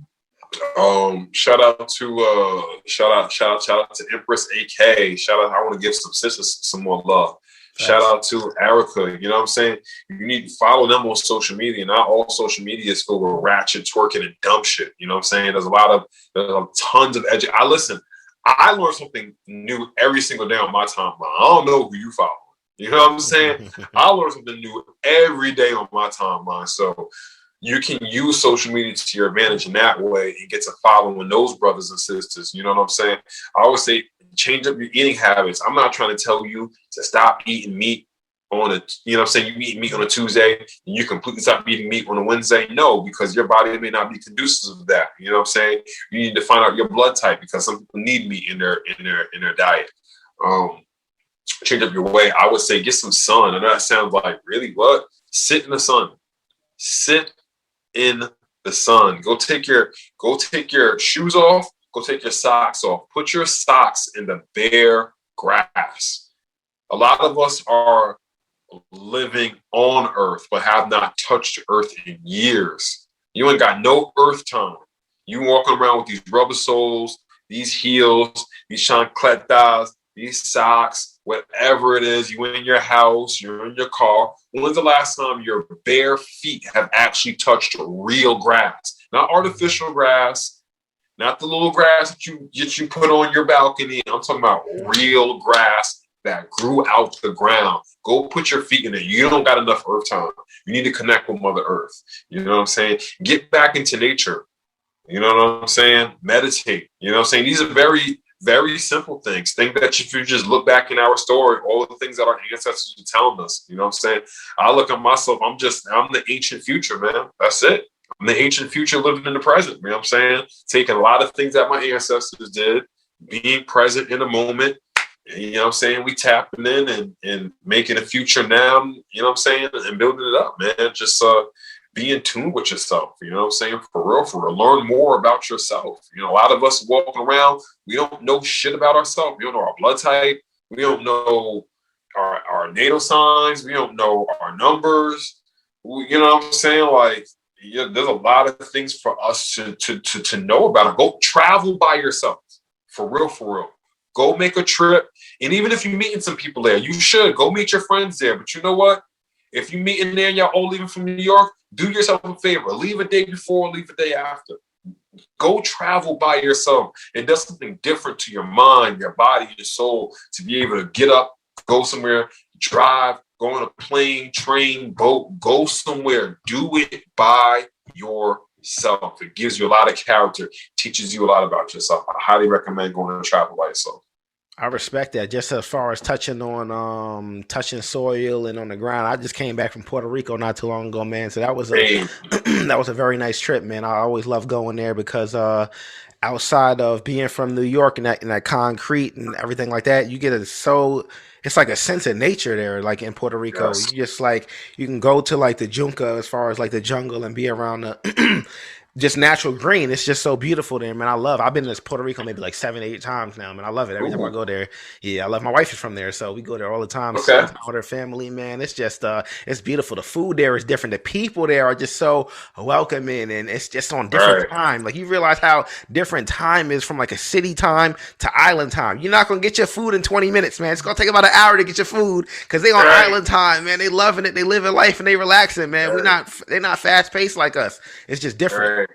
They're putting that love into it. You know what I'm saying? They're putting that Oh man, love into it. You know if what you I'm never been to Puerto Rico, man, talking go there about? and have yourself a great time, man. The food is wonderful. The air is just different. The Right. lifestyle is different. It's beautiful, man. I want to buy a house there. That's my next plan. I want to buy a property there, man. And Hey man, speak that thing into existence, brother. yep, Speak that man. thing into In existence. the wintertime, I go there and I just chill there, and in the summertime, I come back here and spend time with the fam. But I think that's much needed, man. You got to have that time to just be centered and grounded around nature. Right, right. I agree, man. I 100% agree. I 100% agree. So I do have another question. I feel like in 2008 for the youth in our age group, we were able to experience history. As far as me and you, we were able in around at 18, 19 time, we were able to pretty much elect our first black president. And in that time, and moving forward in 2021, we had a thing called Obama's talking about change, and I want to know what does that mean to you? Like, what did that moment mean to you in that time frame, and what is it as far as change mean to you now? Well, during that time, I was very happy. I didn't have a lot of knowledge about a lot of things. I was just happy to see somebody that kind of looked like me be in the White House. Remember, I was specifically in college, and man, we was running around New York City. We was happy. We was celebrating. We was drinking a little bit of the bubbly. You know what I'm saying? We was happy. You know what I'm saying? I think it was dope. I remember I used one of Obama's speeches for one of my monologues in class. You know what I'm saying? So that had a great impact on my life. I think that was super dope. What does change mean to me now? Change means to me, that's an internal thing. It ain't got nothing to do with any political figure. It ain't got nothing to do with your girlfriend. It ain't got nothing to do with your wife, your cousin, your auntie, your uncle, your sister, your brother, your best friend. Your change has to come from within inside you. Now, the reason why you have these people in your life, in your inner circle, because they are reflections of you. So there's parts of them that like, oh, I need to do that. Oh, sister right over here, she's super disciplined. Oh, brother right here, yeah, he be tapping and getting his workout. Oh, brother right here, yeah, he really eats good. Oh, sister right here, she got her money right. You know what I'm saying? So you got to take aspects of these people and put them inside of you. So change comes from internally. Change comes from the people that you hang around with. Change comes from the kind of music you listen to. Change comes from the type of things that, you know what I'm saying? You have a child. So, you have the opportunity right now to change everything about them, because a child's first 7 years are the most important, because their brains are literally like sponges. So you have the chance to change how they think. You have time to control their matrix, what your child eats, what your child sees, what your child taps into, what your child hangs around with. You know what I'm saying? So change comes in you and the people in your inner circle. You know what I'm saying? So, but as far as like a political thing with change, man, I watch enough wrestling. You say you watch enough what? I watch enough wrestling. Really, you I'm not know what I'm even saying? mad at that, We man. can dig deeper into it, but I'll leave it at that. I watch enough wrestling, man. I feel exactly what you're putting down, man. I'm picking up what you're putting down for sure. I feel like at Yeah, that time it was definitely important for me in 2008, because I felt like before that you would hear somebody say like you could be anything you want, but we never had seen a black president. We never had seen somebody that was a forefront of America in that light, as far as somebody look remotely like us. So after right, 2008, you kind of could tell your child, listen, this is an example of what I mean when I say you could be anything that you want in life. Not saying you want to be a president, and because I don't ever think I would want to be anything in the politics at all, but right. I feel like that was a representation of actually showing your child that had pigmentation of being a darker skin, that you could be anything that you want to be if you put your mind to it. So that was just a great representation for me in that time frame. No, absolutely. No, 100% facts. 100% facts. So I know we were just talking about even just in the conscious community, as far as people judging you, or people judging based off of one person that they've seen. What would you say for someone who was looking like to degrade your character based on any previous action or lifestyle that you chose, saying like, I know Moon is or Moon Richie Moon is doing this now, but I knew him back when he was doing this. What would you say on somebody that maybe try to judge you for your past, but you're the furthest from that? Oh man. One, I would laugh at them. I really would. I would laugh at them. Two, I would take that as, man, what issues do you have going on? that you feel like you need to come and drag me down. What are you projecting? What's going? That's immediately my mind goes to. What are you projecting? What's your hurt? Because that's what it really is. You're just hurt. You know, it's not that you dislike me. You just dislike that I'm doing something that you can't. So it's triggering an insecurity inside of you. What I would say to that is that's part of my story. That's part of my path. I needed that. I needed all that negative. You know, I needed to join the gangs. I needed, you know, this might sound crazy to people, but I needed to lose my mom. I needed to be hanging around people who didn't care about me so that can lead me going to jail to make me come out to realize people that did. You know, I needed all that stuff. So from everybody else looking at Moon like, oh, I remember he used to gang bang or oh, he used to do this and all that. Yeah, I did. Because that was right for me at that moment in life. And the fact that you're still thinking about that, once again, what's wrong with you? Sit down on my couch. I charge $25 an hour as a life coach. What's going on? Talk to me. What's going on? Because there's clearly something going on internally with you that you're trying to project on me. You know what I'm saying? And it's okay. It's okay. I've been there, but I'm not there anymore. So, you know what I'm saying? I'm not looking down on you to look down on you. I'm looking down on you to pull you up because there's clearly some issues that you got going on. And it ain't me. He said, I'm not looking down, you look down, I'm looking down to pull you up. I like that. That was some fly shit right there, man. I like that. So, even in just talking about your previous experience as far as gangbanging and going to jail, do you have any, you said, I know you said that I needed that. Do you have any regrets on any decision that you made previously in your, like in life? I regret trusting people had my best interests at heart. That's what I regret. I regret being so naive to think that people, not saying that they didn't care, but trusting the fact that they would do things the way that I would. You know what I'm saying? That's what I regret. But everything that happened, going to jail, the entire situation, I don't regret none of it, man. Some people, you know, have decided to like excuse themselves from out of my life because of that situation today. I ain't lose not one motherfucking person that I needed.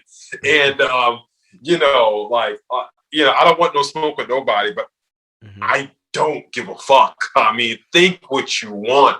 I invite you. Think what you want because I don't care. I cannot. I'm not even going to say I can't stress enough how much I don't care, but I really don't care. I don't regret none of it. It all happened for a reason. I lost everybody in my life that I was supposed to for a reason. Just like I gained everybody in my life from that situation that I was supposed to. So nah, man, ain't no regrets at all. Only thing, like I said, only thing I regret was the fact that I trusted people to have my best interest in heart, just like I had their best interest at heart. But as far as situation, anything that happened, jail time, none of that shit, people I lost, I don't regret nothing. I don't regret nothing. It is what it is. Interesting. So I do have a question. What is the quote unquote end game for Richie Moon? And what I mean by that is like, what is your ultimate goal? Like when it's all said and done and you look back 50 years from now, God willing, and you see all the things that you've accomplished. Or maybe the better question is like, what do you feel like is your ultimate mission? Man, I don't know what my ultimate mission is because I'm still growing up. Okay. I know what part of my divine purpose is because I feel like nuances get added to my divine purpose. I know I can guarantee say this is going to be part of my ultimate mission is to heal men. Men need healing. You know, I've had the privilege of being around divine feminine woman, very, very powerful woman. And one thing that I notice about them is they gather in groups and they heal.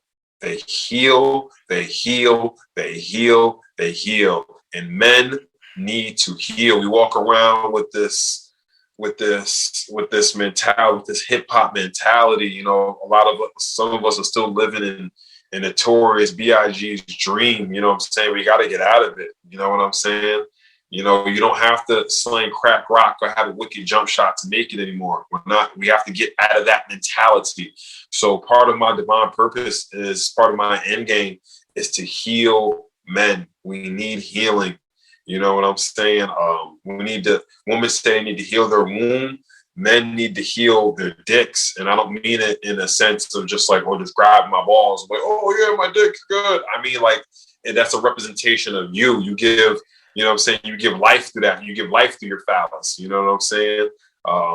You just need to heal your mind, body, and soul. One of my end games is to tell our story through film. You know what I'm saying? Like, we're starting to get these stories, but the only, Judas and the Black Moor Messiah, dope film, but we need to be focused on more of the Black Moor Messiah than the Judas. You know what I'm saying? We need our stories told through film, accurate stories. These ain't stories just trying to make white people look bad or trying to down together coach. No, we're not. We're just telling our unapologetic truth, and our unapologetic truth offends everybody else because that's when they realize, oh, we took all their shit. We're not original. We took all their shit. You know what I'm saying? Like, we really took all that intentionally and unintentionally. We just took all their shit. So, like, do we apologize? Do we give back to them? You know what I'm saying? I want our stories to be told unfiltered and just unapologetically truthful. You know what I'm saying? The good and the bad. You know what I'm saying? You know what I'm saying? Another part of my end game is to be in pro wrestling. I don't want to wrestle. I don't need to wrestle, but I need to be a part of the creative team. I need to be a referee.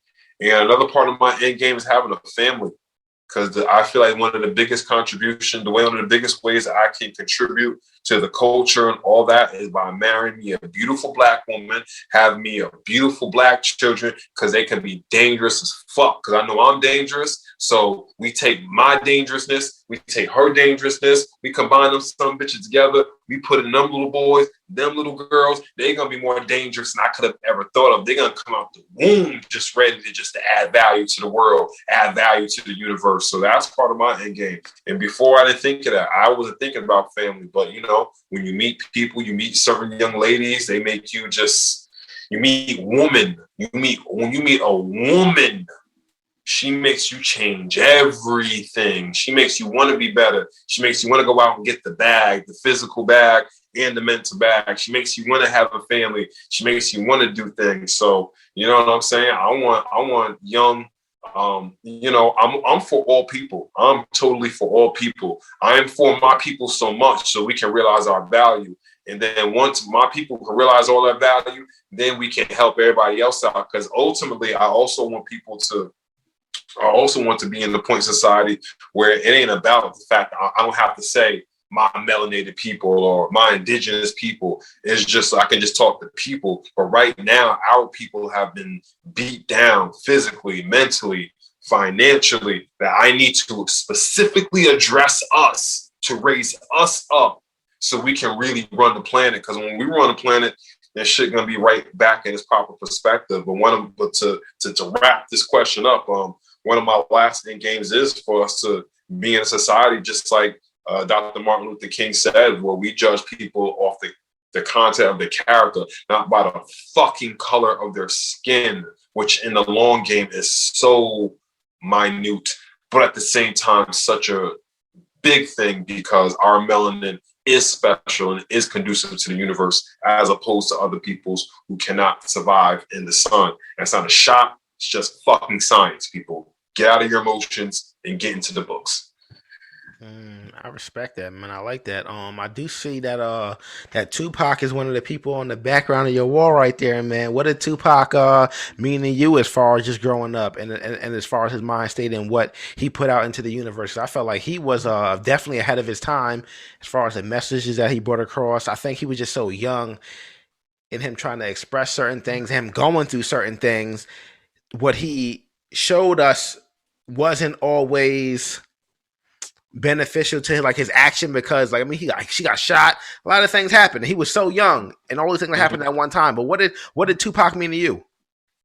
Tupac at one point was my dad, my uncle, my brother, my best friend. Tupac was everything, man. Me and Tupac share a birthday. A lot of things that happened in Tupac's life happened in my life. Our lives are parallel in life, from performing art schools, just having these dope ass woman to Panthers being in our family, to just having that charisma, to having that fucking fire that never ever ever runs out. You know what I'm saying? Tupac was, man, still, to me, in my book, still, he is the embodiment of hip hop. He is, if hip hop was a physical person, that would be Tupac. You know what I'm saying? Tupac is the GOAT to me, man. Pop, thug life, the hate you give little infants fucks everybody. You know what I'm saying? I live by the thug life code. You know what I'm saying? Tupac meant a lot to me, man. He brought me out of the darkness a lot of the times. Pac was literally the rose that grew from the concrete, man, showing us that, man, no matter where you came from, man, you can still make it out. You can still bring value to this world. You can still add to this world. So that's why, man, you see Pac in the background, you know what I'm saying?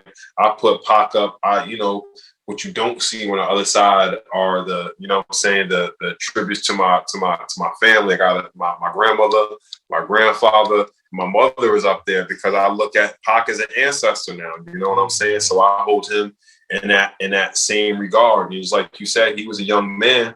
I look back at it now, like at the age I'm at now and the mindset I'm at now, like if I could travel back to 1996, Pac would be my little bro.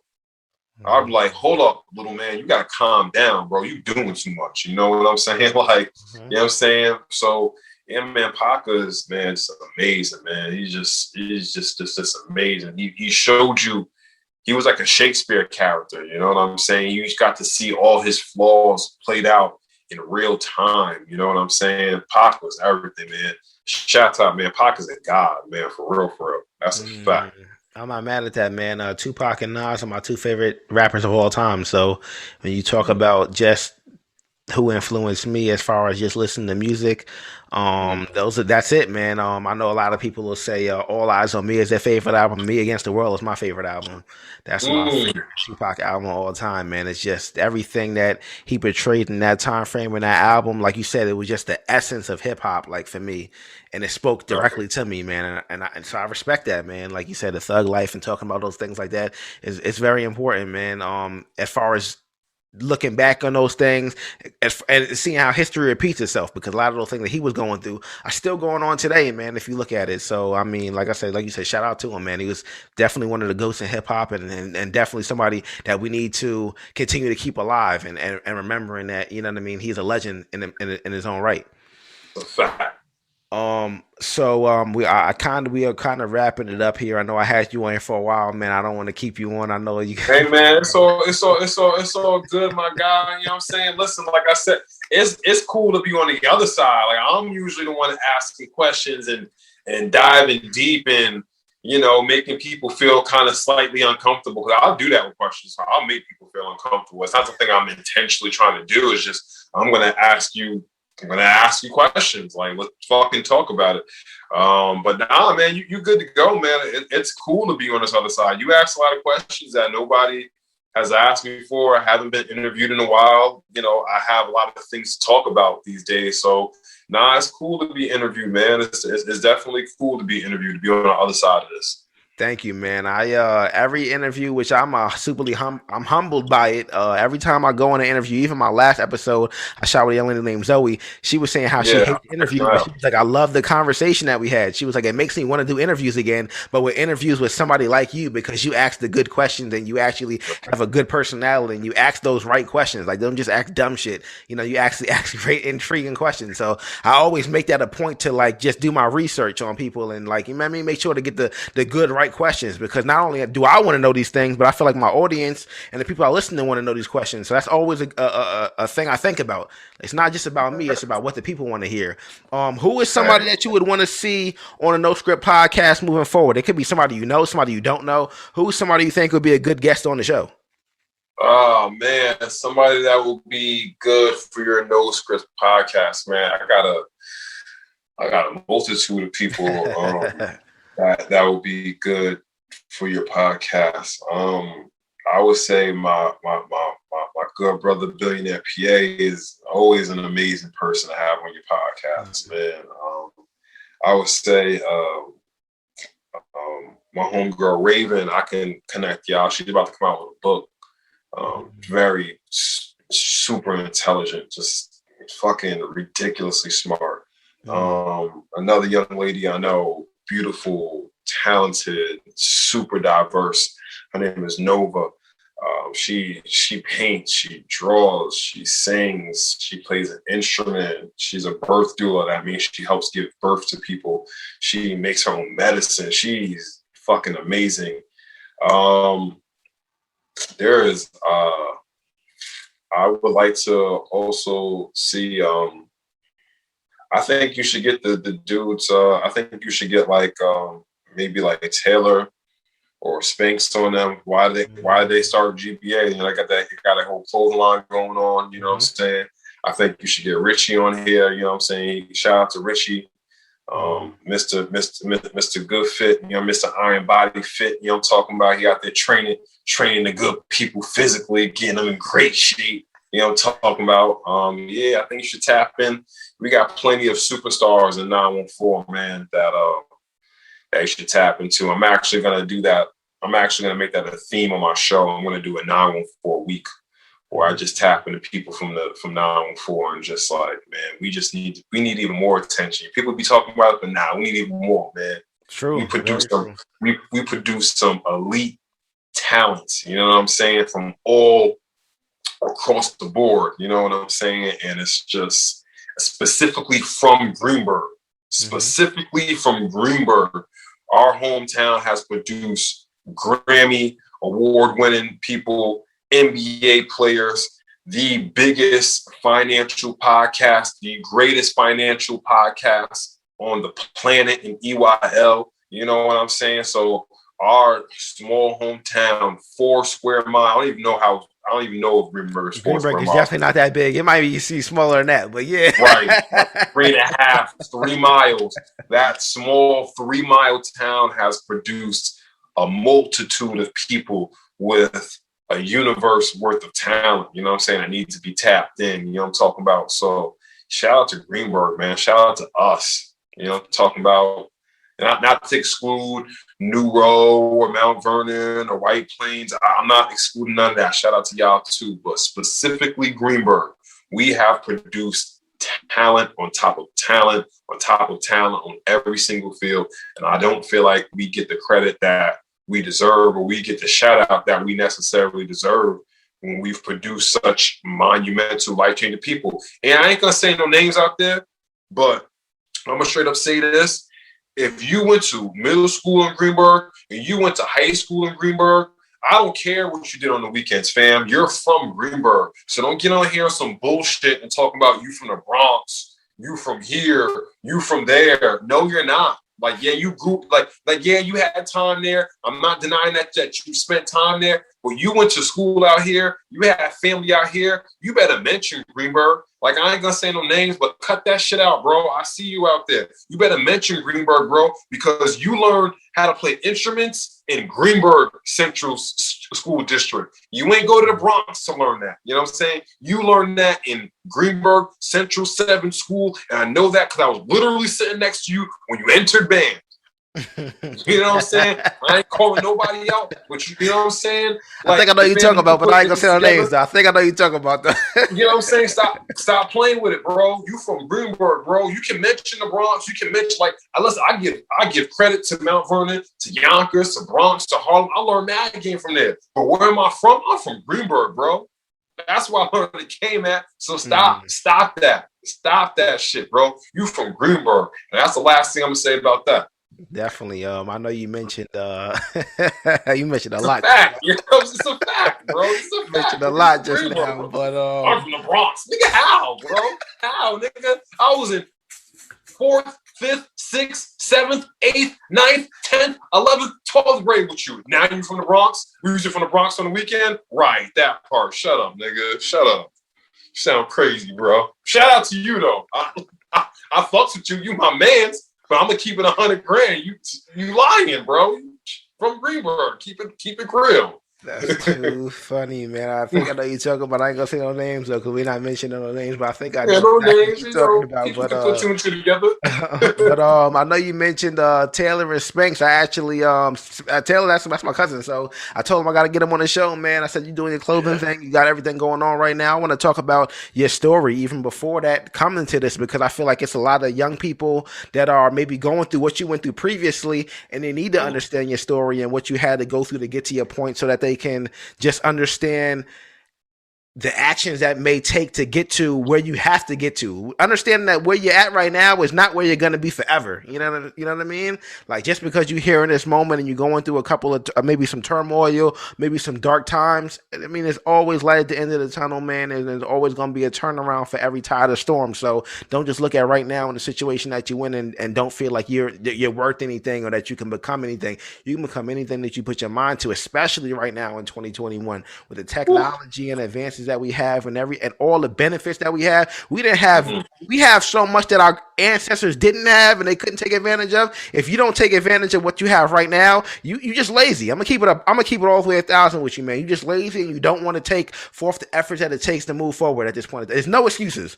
There's none. Yeah, man, you just laid it out there, good brother. That's the fact. Everything you just said is facts, man. Like We are our ancestors' wildest dreams, man.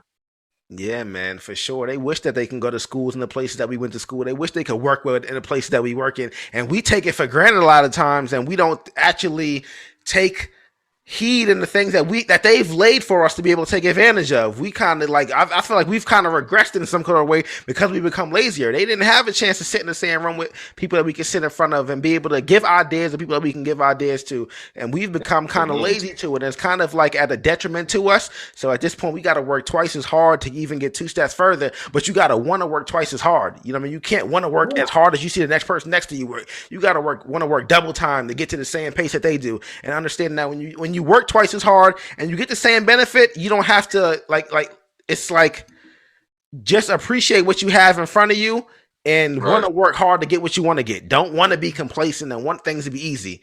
You know what I'm saying? Like that's how I look at it. Then that's just how I always seen it. Like I understand that it's gonna take a lot for my platform to jump off, and I'm willing to work. It's 10:30 at night, right? I'm willing to work it twice as hard as it takes for the next person to get to there. If that's what it takes for me to get there, because I'll appreciate it just as much, man. At the end of the day, it's about the end game, you know. So That part. Ooh, come on now. That part. All that. I'm man, talking about. I know we touched on a lot. Is there anything that you feel like we didn't have a chance to touch on or speak about that you want to touch on? Um, not really. There was a question I thought that you were gonna ask about, but hey, man, listen, brother, this is your platform, man. I'm here just answering questions, man. It feels good to just sit back and just answer questions, man. I appreciate you asking questions about the Richie Moon Show and Origin. I appreciate you doing a deep dive into, you know what I'm saying, into the background of things, man. I appreciate that, man. Is there anything that you feel like you didn't want to ask or anything like that? I told you, I'm an open book, man. I ain't got nothing to hide. I ain't ashamed, embarrassed to talk about anything, dog. I'm open. I walk in my truth. There ain't nothing that nobody can say to me that I haven't said to myself or that I already haven't like just put out there. Like, oh, that's what you think? Oh, I thought that like 1,000 times, but I got over it. Once Totally. again, what's your deal? I definitely respect it, man. I definitely respect it. Like I told you before, man, I said I'm gonna have to ask you questions, but I don't want to get deep into things, man. It's not really my thing. It's not my platform is about. So I mean, I touched on everything I wanted to speak about. I felt like the guests are gonna enjoy this conversation. But one thing I do want to say before we get out of here, man, for the people that may not be in tune with you, man, just give me your social media, how they can reach out to you directly. Oh man, you can tap in with the Richie Moon Show on IG. You can tap in with the Richie Moon Show wherever it is you listen to podcasts at. I'm available on all streaming platforms. You can tap in with the Richie Moon Show on YouTube. I put some of my interviews up there, but what that's going to be focused on more of the vlogs. You can check out Moon's Eye View on Instagram as well. That's the link in my bio. You know what I'm saying? I would definitely encourage you good people to click the link in my bio for my link tree. I got my Gold Water supplements that you can tap in. I have written articles that I talk about a multitude of things. You can find a link for the podcast, for the YouTube. You can find a link for the vlog. And I have some products coming out. I have not officially launched them yet, but I don't mind giving previews, family, if you want to tap in with me. I just started launching some new products, you know what I'm saying? You know what I'm saying? I said cover the Richie Moon show, you know what I'm saying? Copy your stickers. You can copy your wristbands. You know what I'm talking about? You know what I'm saying? You can copy your wristbands, you know what I'm saying? Only, you know what I'm saying? This is you know what I'm saying, $4.44, you know what I'm saying? $7.77. Everything has a story, everything has a price. So tap in with me, you know what I'm saying? Matter of fact, DM me your address, you know what I'm saying? Since you're the first person that interviewed me, I'll just send this to you for free off the love, you know what I'm saying? Just because, you know what I'm saying? Like, I really appreciate you reaching out to me and wanting to interview me. I know you said somebody had mentioned that you should interview me. Shout out to that person, whoever it was that mentioned that you should interview me, man. I appreciate it. I'm gracious. I'm humbled by the fact for you bringing me on your platform, you know what I'm saying, sharing this time. You know what I'm saying? We run kind of in the same lane. So some people that do that maybe not want to do that because, we do interviews. They want to do that. Nah, fuck that. When I do my 914 week, I'm definitely going to hit your line like, yo, man, come in and tap in with me. You know what I'm saying? For real. Because we got to show each other love. We got to build each other up. You know what I'm saying? This new world that we move into, this BWO, this Black World Order, they need to see Black men coming together and having great conversations, high level conversations, and ain't be no beef, no drama, no bullshit. We just coming to genuinely uplift each other. You know what I'm talking about? So, you know what I'm saying? I appreciate you for bringing me on your platform, my good brother. I appreciate your existence. No Script Podcast, about to get 1,000 subscriptions, about to get 1,000 listen to, man. And you finna shine like the sun, my good brother. Thank you, man. I definitely appreciate it. I mean, one of the reasons why I even started the platform is because I felt like just people from our area in general, there's so much talent, but we don't get the recognition because we may be from a smaller town that doesn't get as much light shined on us. And I'm like, man, why not just even be able to speak to all the talent in my town and just have these conversations and bring them to the light, but also be able to speak to other people as well. And it's just about giving back and giving you flowers while you're here. So even if you follow me like on Twitter, I'll shout out people like just people that I admire and I look up to and I listen to on a daily basis. It's not to get a retweet or follow back. It's just because you should give the flowers while they're here. Don't talk about how much you love DMX while he's in the coma right now. Talk about how much you loved him 3, 4, 5, 6 weeks ago and how much you listen to his music and how much you just love him. Not saying that you can't do it now. Prayers to him because I mean I love DMX and if you go back and I've been talking about him forever. So it's just about don't just talk about him when they don't just talk about it because it's popular. Talk about him when nobody's talking about him because it's just something you should do. You know that part. Oof. That part. Oof. Moon, man, that.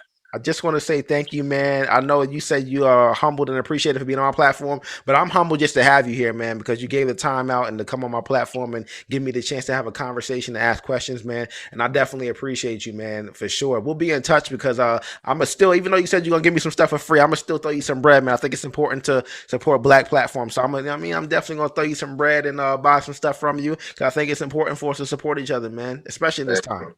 I appreciate your existence, my good brother, man. Thank you, man. I hope I added some value to your platform, man. Definitely, man. Just you being here and spreading the word. I'm sure somebody gonna listen to this and say, man, I was in that position as far as just his mind state and I see where he's going to now and I'm gonna reach out to him and I want to, grow and do bigger and better things, man. So I'm pretty sure you're gonna touch a lot of people from this conversation, man. Thank you. There is one thing I do want to say before I tap out, man. Young men, young woman, heal, yo, heal. You may have grown up without your mother, without your father. And if you are still in the position to be able to reach out to them, forgive them. I know it may be hard. I know it'll be a hard pill to swallow, but forgive them because in forgiving them, you end up forgiving yourself. You know what I'm saying? You will shed a weight off of you that you didn't even realize that you had. For any of my Dragon Ball Z fans, you may get this, you may not. You know what I'm saying? Goku goes into Ultra Instinct. He doesn't think about anything. He just moves. Vegeta can't move as swiftly as he is because he's always thinking. He's always weighed down by that. You know what I'm saying? Let go of those thoughts. You know what I'm saying? Be light as a feather. Our ancestors told us to be light as a feather. Let go of those things that weigh your heart down. I guarantee you it will benefit you. It will benefit the people around you. Add value. You know what I'm saying? Be proactive, not reactive. I love you to life. I appreciate your existence. Be unapologetically you. You know what I'm talking about? Richie Moon, over and out. I like that. I like that. Thank you, man. Much appreciated, bro. Hey, man, you already know.